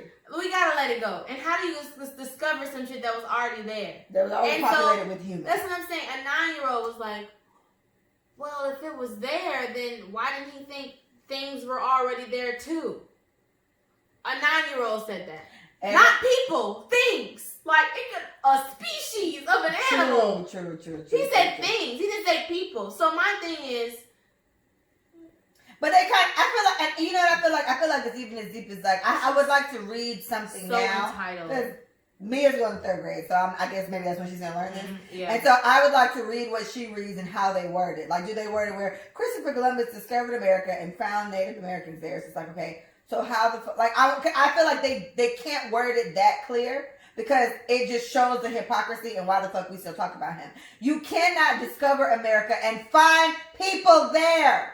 They already there, my G. But you know what? So you ain't discover shit. That's the thing. The prestige. So what I'm learning about, they gotta reword that shit. The somehow Roman Empire and all that other bullshit, like Spain, King Ferdinand, and goddamn Isabella. These motherfuckers literally sending people on voyages to find different ways to get into different areas, right? So the Moors, by the way, they're the original black people, and they called them Moors because they were so fucking dark. They didn't know what else to call them. Mm-hmm. So they called them Moors, and they were Muslim. So Middle Eastern, everything to the east is Moorish. But let me just spit that shit so you can learn that shit now. Go on that. So my thing is, they knew that they couldn't go a certain way because the Moors had that territory. Literally, they was like, oh, can't go that way, nigga. We gotta find another way. We gotta find another way to go, or otherwise we're gonna start a war. Right? We can't go that way. So they decided to go another way. And that's how Columbus stumbled upon what the fuck he thought was the Indies business, actually Bahamas, which is actually fucking America. Closest to America, because Bahamas is like 45 minutes away. Boom. So it's like this the mere fact that they're still teaching third graders today, present day, right? The last sentence of that paragraph said, Columbus thought he blah blah blah, but soon after his death, they realized that he really stumbled upon what was the new America, blah blah blah. Did they say that he really didn't fucking discover shit? No. They didn't. They left it as he thought he discovered this, but he really discovered that. And discredited. It's 2020 and I'm teaching the third graders. You have time to type in what really is going on. And what I feel like I'm going to do as that parent, because I do like adults that are aware of this. It's like every little bit that she does get, okay, what are you learn today? And find the little bits and pieces. Because what they'll also talk about in many of these situations, like Mia got privy to slavery. No, she got it loosely because her second grade teacher was black. She was actually Jamaican, so I was like, shout out to her. But she was black, and so they were talking about Martin Luther King Day or whatever, because they had like a day off. So they did a project or whatever, and so they touched on segregation. And then from there, as I told you, the ride home, we had to talk about slavery. It was really brief, but that was the first time. Did you know what it is? She was like, kind of not really. So I explained it to her, whatever. So I would like to find out the things that she learns with that, because with the things that they don't, even when they do explain that, they don't really necessarily talk about. I didn't get this part till college, and it was a white man. I took two of his history classes, and he wasn't qualified to teach the third one. Like, he had to take a test or something. I was like, please take it so I can take it with you. It was so great.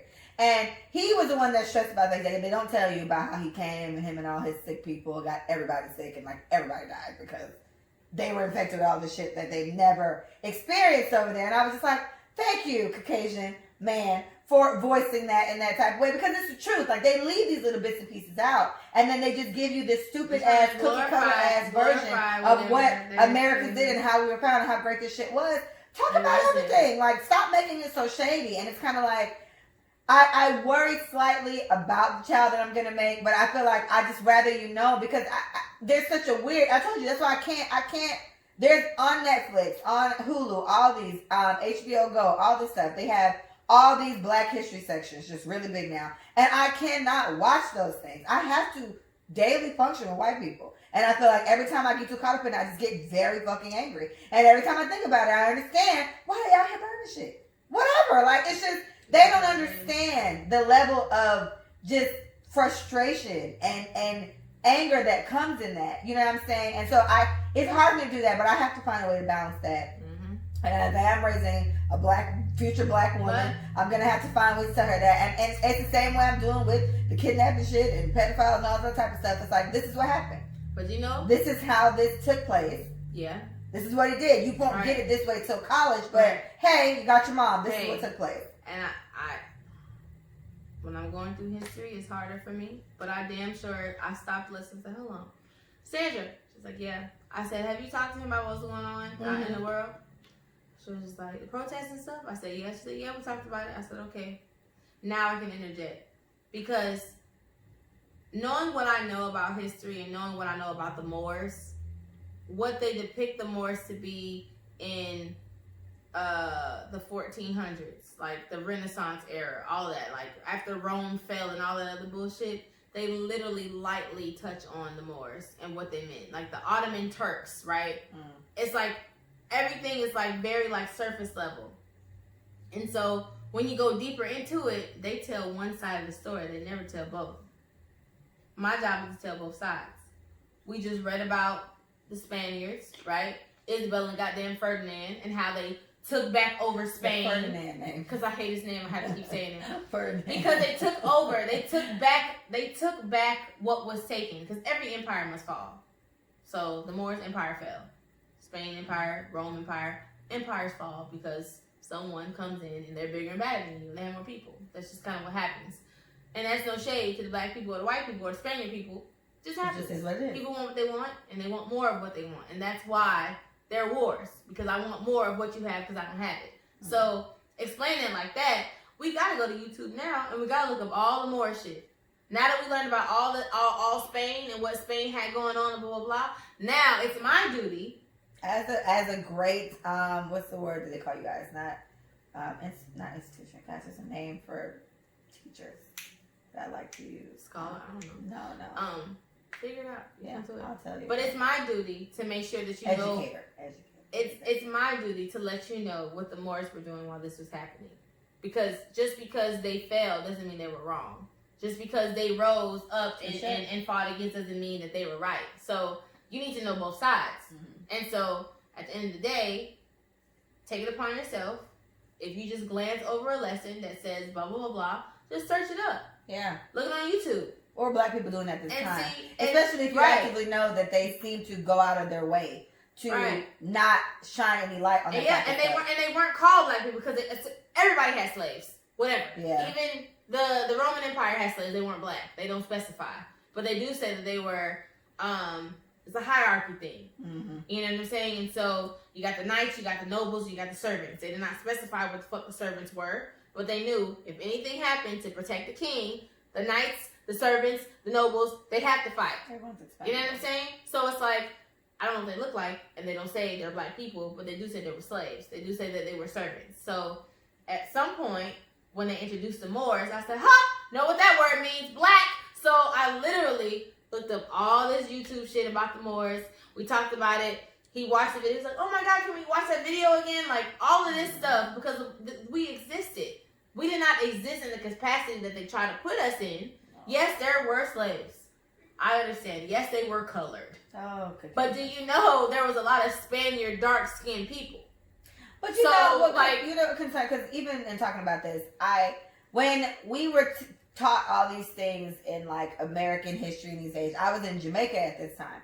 So in Jamaica, you know, we hear about Christopher Columbus as too, and you know, and all these things that took place, and it wasn't until literally, I want to say like 3 years ago, like in this house, I was like, okay, so who was there before? I was there as Indians, it's West Indians. My grandfather was Indian, so they're there, and so it's like the Arawak Indians. And so the story with that, which I was not taught this at Grange Hill Primary School, because this, mind you, whatever the books that were getting taught from, the teachers did what they were told to teach. But it's like, there was a group amount of them that ran up into the mountains and they stayed up in there. And all the white people knew not to fucking come up in there, or Spaniards or whatever. They knew we can't go above there because it's some mountain folks up in there. And I think that's back when Jamaica was Jamaica, like it was a Z. It wasn't a J or whatever. So they couldn't go up in there because as soon as they went in, they just started laying their ass out. Mm-hmm. And so eventually, I don't know when Jamaican's independence or whatever. Well, I know the August, but I'm just saying I don't know what actually happened for that to finally take place. And that's what I need to figure out. But I feel like I don't remember even being taught this word for word, even with that. So that even kind of bothers me because it's just like they give Christopher Columbus the praise and whatever. Then too, when I was in 4th, 5th, 6th grade, they were shouting this nigga out, and I'm just like, why? I keep hearing his name, and it's like, is there anything that he did actually discover where nobody was at? No. Was there anywhere he found that there was not a human already there? And the point is, he even asked his Spaniard governor, like the king of Spain, he asked this nigga, can he do it? King John, that's what his fucking name was. He asked King John, can I please go, I want to go west to discover the Indies. can I go west? I said it. He said, nah, I'm straight. You can only go east and you ain't going at all. He was like, fuck it. I want to go to King Ferdinand, goddamn Queen Isabel. So he went over there. He went over there and he was like, can I do this? And you know what? They said, you can go when we conquer the Moors. 13 years. They said, you can go when we can literally give you all our ships and all of our troops. That's when you can go west. Since you want to go west so bad. Since you think that's the way to get to the Indies. They just wanted to trade in India, China, and up in that area. That's all they wanted to do. They wanted to take over the trading in that area. He didn't even make it. He went to Bahamas. And so if that's the case, I don't even know why Jamaica gives him the clout that they give him. Because he went discovered Bahamas. It wasn't even Jamaica. So, like, at the end of the day, like, learning, I'm telling you, like, being a 30-year-old learning history, literally from a third grader's eyes, like, the way that they, like, just, like scripting this shit, I have to chime in. I have to interject and add bits and pieces and of what they're doing. Hope is that my child is given a teacher that does that, but it's like it's just probably so much to explain. So then I have to because I also know my child though, and so this is what I always worry about when I think about giving Mia these tools because she's my child, right? So let's say she does hear this, and they're going to talk about it again. I don't know how far in our history or how many days it takes for these lessons. Right. But let's say it does come. I want to pique her interest in asking me about stuff when she comes out. Well, I mean, I learned about this today. Well, baby, this is what really happened. So when she goes into class the next day, Mommy told me. Well, that's not what happened. What happened was they're gonna like, oh, well, little smart ass. But you gotta tell her. Yeah, and you know, okay, just try to say her. Try to keep it as cool as you can. Because like I did that with her with like she has like little white friends. So to explain this whole slavery thing where I had it, and she was just like, oh, and I was like, yeah, be nice though. That's what I'm saying. But be nice and don't say crazy things when you get to school. She's like, okay, yeah. So I think right now it's not hitting her the way like seeing Roots at the age of 6 hit me. Mm-hmm. But she hasn't seen Roots. We haven't done any of that yet. We've been talking about it. So it hasn't hit her that way. And honestly, with how Mia is, I don't think it would hit her that way. But I do want her to at least know. This isn't going to be news or shocking to her. And I think hopefully it'll hit her more the older she gets. You get what I'm saying? And she's already kind of resonated with, like, she says things to me like loving her black hair and loving her skin and all these type of things, which are things that she didn't really have a skin issue when she was younger, but she definitely hated her hair. So these are all things that you just kind of instill. I can't see. It's me and Mia. Oh, that's beautiful. Look at you with the watch, bitch. Okay. All right, we're gonna go. It's been real in the field. I stand in solidarity, and I will come march again if we're still doing it. I would like us to keep doing it because that's the thing. We got like a 2-week attention span, and that shit died down, and everybody forget, and it's like, oh well, everything's fine. Thank you for riding this out because it's been way longer. Yeah. So I appreciate y'all for continuing. Yes, and I think we should just keep doing it. You know, just keep doing it on the weekends. I guess when you have time, let's just keep it going because nothing's changed. You know what I mean? There's still things they're trying to do for Breonna Taylor. Rest in peace. Her birthday just passed. They're trying to do, I believe, in New York, because that's, I think, where it happened. Don't quote me. But they're trying to make, like, a law on banning no-knock warrants, because that's what happened. But Breonna Taylor, her story was that the police broke into her home on a no-knock warrant, which means, obviously, they didn't have to knock. They just kind of busted the door open. Her boyfriend, thinking it was someone trying to rob them, has a registered gun. It was just all the way legal. And he started shooting. Like, he got out there and was like, get out. They rushed him, whatever. He shot. The police opened fire shot. They killed her.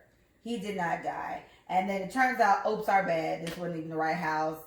The person they were looking for was already locked up, from what I understood. They already arrested them. So it was just like oh, my bad mistake, you know.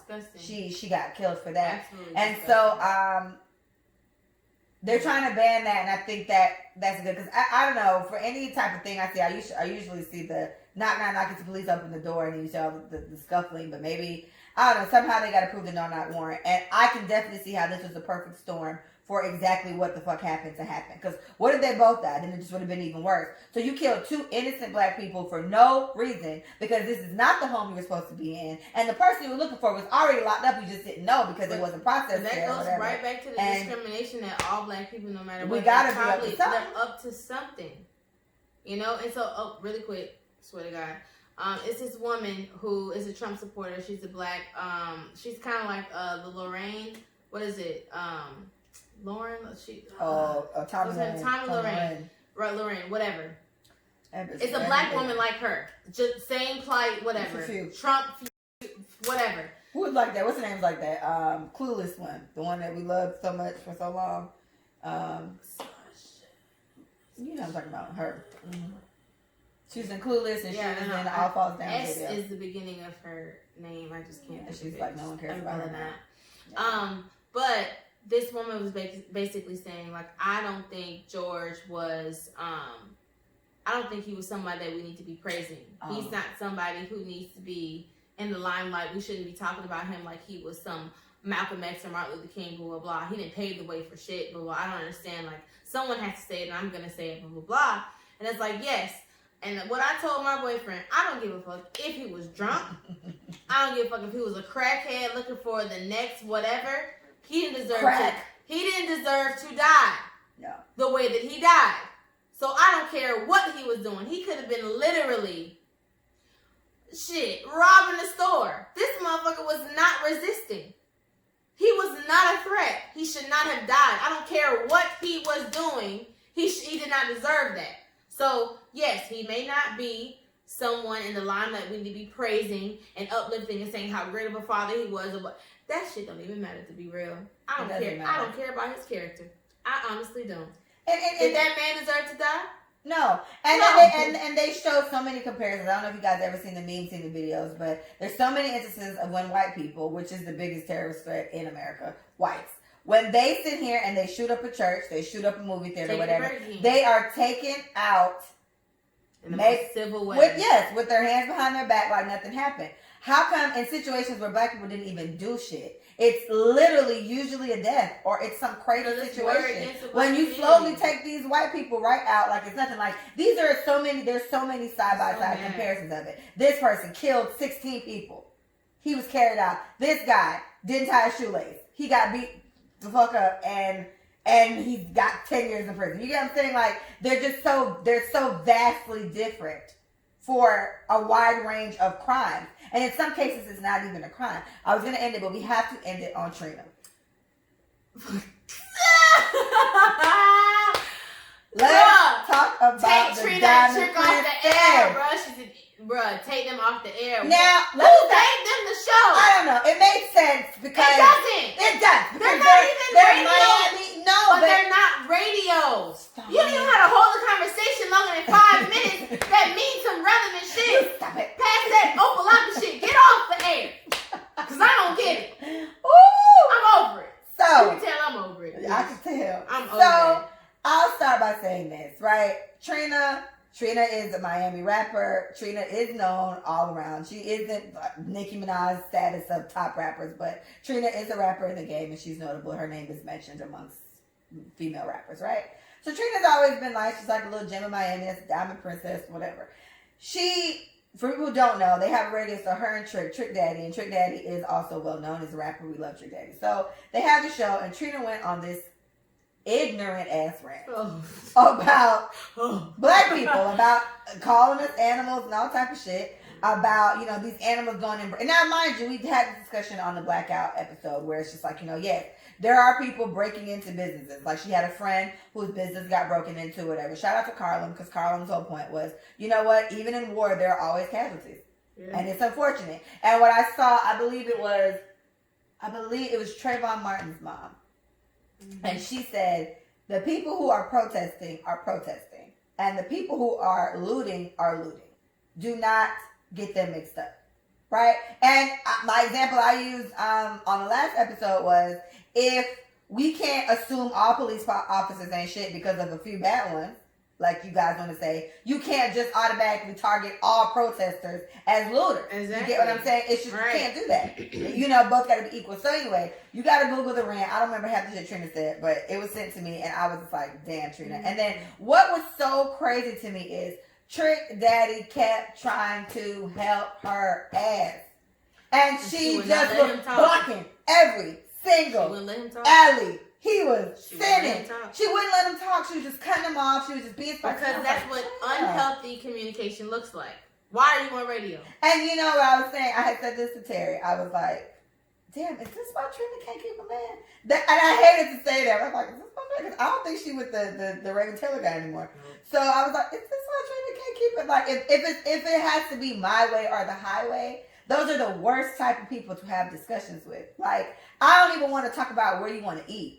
Like, with them type of people, if I got to deal with you, where you want to go, bro? All right, let's go. Because it's not even worth the debate. So Trina just went off on that whole rant, and I heard she's giving out apologies. I haven't seen it. Night. I ain't seen no apologies, but it's like, Trina, I don't care. Hey, I'm done. How are you this self-destructive, sis, that you don't even catch yourself? And to me, Trina's 46, so this is Trina. This is it. Old as fuck.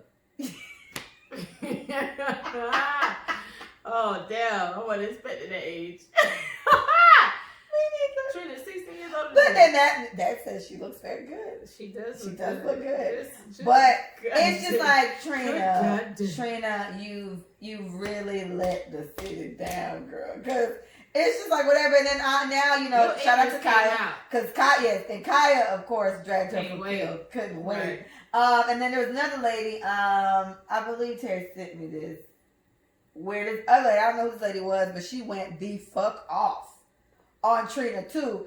And they always talk about Trina womb, about how she barren and she can't have kids. Oh, baby. I was like, don't do that. Maybe she still want to kids. Ain't got nothing to do with it. Yeah, but they just went off on Trina. And I guess here's what I'll say, guys. And I feel this way. Shout out to something that was sent in one of our group chats also. And it was someone just saying they don't support the Black Lives Matter because they don't want to be begging for their Black Lives to matter. And good night. For me to sit here and have to plead to you, yes, like some of the worst people in humanity, yes, about my life matter. Now I'm straight. Yeah. Like I deplore. I'm disgusted. I despise that Black Lives Matter thing. I get it. And my thing is like, okay, hell no. I want to say for everybody, and I feel like this is as simple as you can kind of put it. Right now, they're paying attention to the fact that they're treating us like shit. Mm-hmm. So support the people that are trying to help make that change. Right. I am strongly against people that are causing more problems. All Trina could have found a way to verbalize. She does not like the fact that people are looting, but the bottom line is, Trina, people gonna do what the fuck they gonna do. It ain't all black people doing it. It's mad white people out here stealing shit too. So stop just pinning it all on us, because someone made that point too. You sitting here going on this rant about your own people and how fucked up we are and how we animals and we out here doing all this. Because Trick was like, people ain't got nothing to do. Okay, me neither. I'm home too. Okay. And she's like, people ain't working. Okay, that's unfortunate. Yes, some people not working. But you're still, people just been home. Okay, yes, they been home. But you're still not a part of the working class citizen. You get what I'm saying? Like, let's just be real. Your plight, you are they gave you the keys to the city or wherever the fuck it is. Like, you got a whole Trina day, bitch. How many normal people have a day for themselves? Yeah, it was just so ignorant of her. No, she's out of fucking touch on top of everything. Okay. Right? So you got the privilege behind of your status, right? So you give back to the community that make you a part of the community. No, the fuck it doesn't. You know what I'm saying? Like, you've been disassociated yourself when you change class. Because when you change class, you're no longer a part of what used to be. You have to change the way that you do things because you have more money. That's just the way that it goes. Yeah. Unless you want to stay in the hood in the same fucking house like Tiffany Haddish. She's the only person I know still staying in the neighborhood that she stayed in before she got glammed. She's still in the same. She's living at a regular ass apartment in California with her brother. Okay, she got money. She's still staying in the apartment with her brother. Okay, I don't know. She's trying to stay grounded, whatever the fuck it is. She's still in that apartment, right? She still walk outside and got hella regular ass neighbors. Right? You took yourself out of the hood, sis. So you no longer associate with these people. But regardless, it's the ignorance, like you said. It's the disassociation with class. And it's this oblivious way of thinking because I am self and self-governed self, and whatever this person does has nothing to do with me. Like, that whole thing just totally kills the whole black community. It definitely does. It's just so self-deprecating. Like, you self-deprecating. You just make it difficult. And that's what I was saying. Like, one of our biggest issues is that we are just we're so self-destructive in our, like, with staying together. We're so, and like, they did that to us. I'm not. Yes. And they did it to us. Yes. And we keep perpetuating this. They keep. Yeah. We keep doing it. And it, you know, hey, guys. Hey, gets me very hot. I know. And I know, sis. I'm sorry. At what point do we finally come to the agreements? You know what? Systematically, we've been told that we're not supposed to do this with each other. We're not supposed to do this with each other. If you truly don't trust white people, right? If you truly don't think white people have your best intentions at heart, what is it going to take for you to actually look at your brother, look at your sister, look at your black people and say, maybe I should put my bet on them? Maybe. You can't trust nobody fucking else, so why not? You know what I'm saying? Like, at what point is it going to be enough for you? Because I guarantee if something was said to you by a white person, you will believe it in a heartbeat. Yeah. You will believe it in a heartbeat because you were taught to believe that way. But you really don't trust white people. But you really don't. Let you tell it. You really don't. You think everything they do is in destruction of ours. If you really believe that, you would not do half the things you do for white people. You would not vouch for half the shit that you do. You would not support the companies that you do. You wouldn't. It's insanity. Doing the same thing, expecting a different result is insanity. So we are just very disappointed in Trina. And, you know, for me, I just felt like Trina really fucked herself up because, Trina, you already weren't, like, doing overly amazingly well everywhere with music. You were definitely known, but, like, her last album that came out, she had unfortunate situations with it, like somebody stole money or something like that. And they had to pull the whole album, which was crazy because I actually listened to it on purpose. And I was, you know, I want to hear it because I listened to the City Girls album and I loved all the ratchetry that was taking place in there. So, you know what? All the girls that rap like this credit a lot of their stuff to Trina. Let me listen to Trina's album. Like, there's a couple songs Trina Mikey knows word for word. And I was like, those are the times I was in Jamaica. So I was like, you know, I don't know these. I know, like, Bob's Cartel songs word for word. But I liked the album, but the album had to go. So you already have a couple things counting against you, which might honestly talk about why she probably went into radio, because a lot of celebrities are going into podcasts, a lot of celebrities are going into TV shows, webcast shows, whatever, web series and stuff like that. So that's probably why. And to me, it didn't seem like a bad idea because in general, you just need to talk on the radio and play music. It's probably even a little easier. You pick up a discussion. It's literally what we do without music. So there's less talking and there's more music, right? We talk for a little bit about whatever, take calls, play music. Like a radio show is slightly less conversational than what we do. Right. So I don't see why not. They're from Miami. They just got to get somebody to tell them, send them the radio, the updates of what would happen in the neighborhood. They don't read properly. Probably. But she just, I haven't listened to the show. But I have. It's not even clear. They read it choppy. It's like they didn't even proofread what they, God. And then on top of that, she just came out with some very self-destructive commentary about her own people. And so it's and she's an example of somebody who just said how she really felt, because that's what it is. That's where it came back with the Starbucks and whomever else. You said how you really felt. This is how you feel.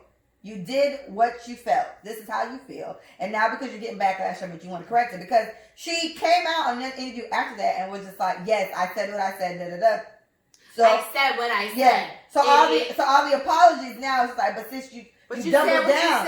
You doubled down on that shit. So I think she was trying to clarify. I didn't see her apology or whatever, but it was just really unfortunate that she came in there. And I feel like these are the type of people where it's not even worth having the argument or the I'm sorry. I was trying to close out and he popped up. Alright, y'all go check out Trick or Trina.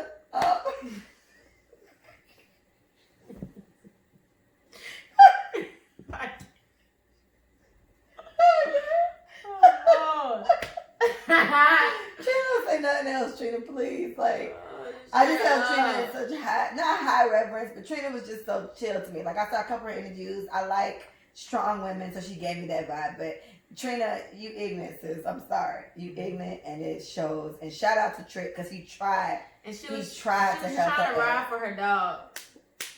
Because her shop got fucked up. I understand. Bitch, you idiot. You could have said... There's so many other ways she could have delivered understand that y'all are angry out here, but please just leave the black businesses alone. No, these animals, like, girl, that's a trigger for black people. White people love calling us animals and all type of shit. Why would you say that? Like, it's just like, and that definitely shows the disassociation. That's what I'm like saying. You're talking about. You're It definitely shows right? that. And that's what everybody been dragging her ass about. I guess some white lady called her a nigga or something like that in Walmart, and she was in there crying and hollering, hooting and hollering. That's why. Now they don't believe your ass because, you fucked up, Trina. So anyway, Micah, it's been a pleasure as always, girl. You're a delight. I swear you are. Please visit us at letsayitforyou.com. Oh, I meant to tell you guys, this episode is coming out, but the next Juneteenth, which is June 19th, aside from being a day that we all need to talk about. Side note, Nike is paying their employees holiday time. For Juneteenth. I took it's off a holiday. June 19th, yes. I took off from work on June 19th because it is a holiday in my home. I think so. My company was talking about it. They did not give us a day off. They're going to have some type of speech thing. I took the day off. I was like, no. Fuck the speech. Yeah, I don't want to speech. I don't hear nothing. No, I'm taking they started this whole inclusivity group because of all the things that's taking place. And they do have someone over. They have one of my friends over it, Joe, and Joe is black. They got Joe over it. So he got like the first black mayor of Charlotte or California or something like that. I can't remember. It's a seat to come speak or whatever. I won't be there that day. I may or may not tune in just to support Joe, but I took the day off because whatever. And I made what I recommend on that day, even if you don't want to dwell on the fact that this was the day that slaves were officially free. It was June 19th, 1886. If you do not, and it was in Texas, shout out to Texas. If you don't want to, yes, Galveston, Texas. If you don't want to, I just learned about Emancipation Park. I didn't realize that's so nice. Anyways, if you don't want to necessarily dwell on that, because I don't think I will either, would just recommend, I think we should give it the same energy and the same enthusiasm as we would do 4th of July. Because to be honest with you, 4th of July, it was 4th of July, 1776, which was years before we were no longer slaves. That day has absolutely nothing to fucking do with us. So I just would recommend you making that day something that you acknowledge to your family, acknowledge to your kids, and I definitely think it deserves the same enthusiasm as you do July 4th. Pop your champagne that day, do some barbecuing that day, make it a big deal. It's summer, all your kids are off, so use that day to maybe talk about some, black greatness. It doesn't have to be dwelling on the fact that we used to be slaves, but it's a day for black people, and I think that should be important. Now, I mentioned that, with my kid gets at least 2 or 3 holidays every school year, and they're Jewish holidays, and we're not Jewish, and the whole school is off, and I feel like, okay, well, we can't take Juneteenth off because we're already off, but I do think it's something that jobs, if they really want to support this whole inclusivity. Thank you.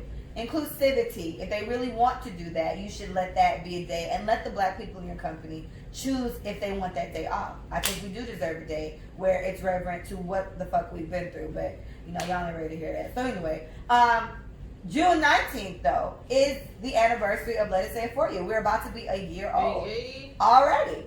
That was what the whole rant was about. It was to tell you that Juneteenth, I didn't even realize, but that was the day our first episode was posted. So it will be a year. Next week is a year.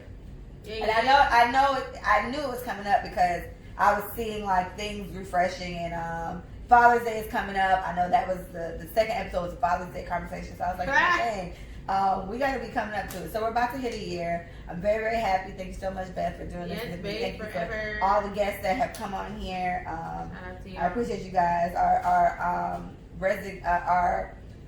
basically our third member, Carlum. Shout out to Carlum because he's been on many episodes. Shout out to Champion Lover.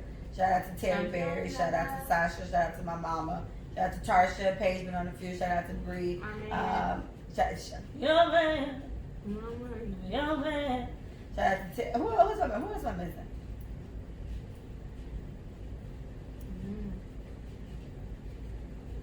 Erica Page, Lily Tasha. I didn't say Erica. Shout out to Erica. I didn't say Joan. I'll get a list. I'll give you guys a proper shouting out in chronological order on the next episode. I'm good at shit like that. But anyway, we're about to hit a year, so thank you guys so much for listening. We appreciate you. Thank you to everybody that's still protesting. I am down to still do it. I feel like we still have a lot more to go. I hope that law for Breonna passes. It's probably gonna be called the Breonna law or something like that. But it does, support no knock warrant breakdown. Yeah, those. So anyways, yeah, please visit us at letassayitforyou.com. Please follow us at Let Us Say It For You on IG, Let Us Say It For You on YouTube, and Let Us Say It For You, just the you, on Twitter. We appreciate you guys so much. No justice, no peace. Thank you all so much for listening. Yay, yay. Goodbye. I have got to potty. All this water is running through me. We appreciate you guys so much. No justice, no peace. Yeah, I thought so. It went long enough. It was a slight echo, but it will live. All right, this is episode 41. Thank you guys on the line for sticking around. Episode. All right. I feel 40. No peace. No justice, police. Hey. Girl, I can't believe Trina ass went on there talking like that to people. When he sent me that, I was like, I can't believe it. Yeah, and then when it comes down to it's like these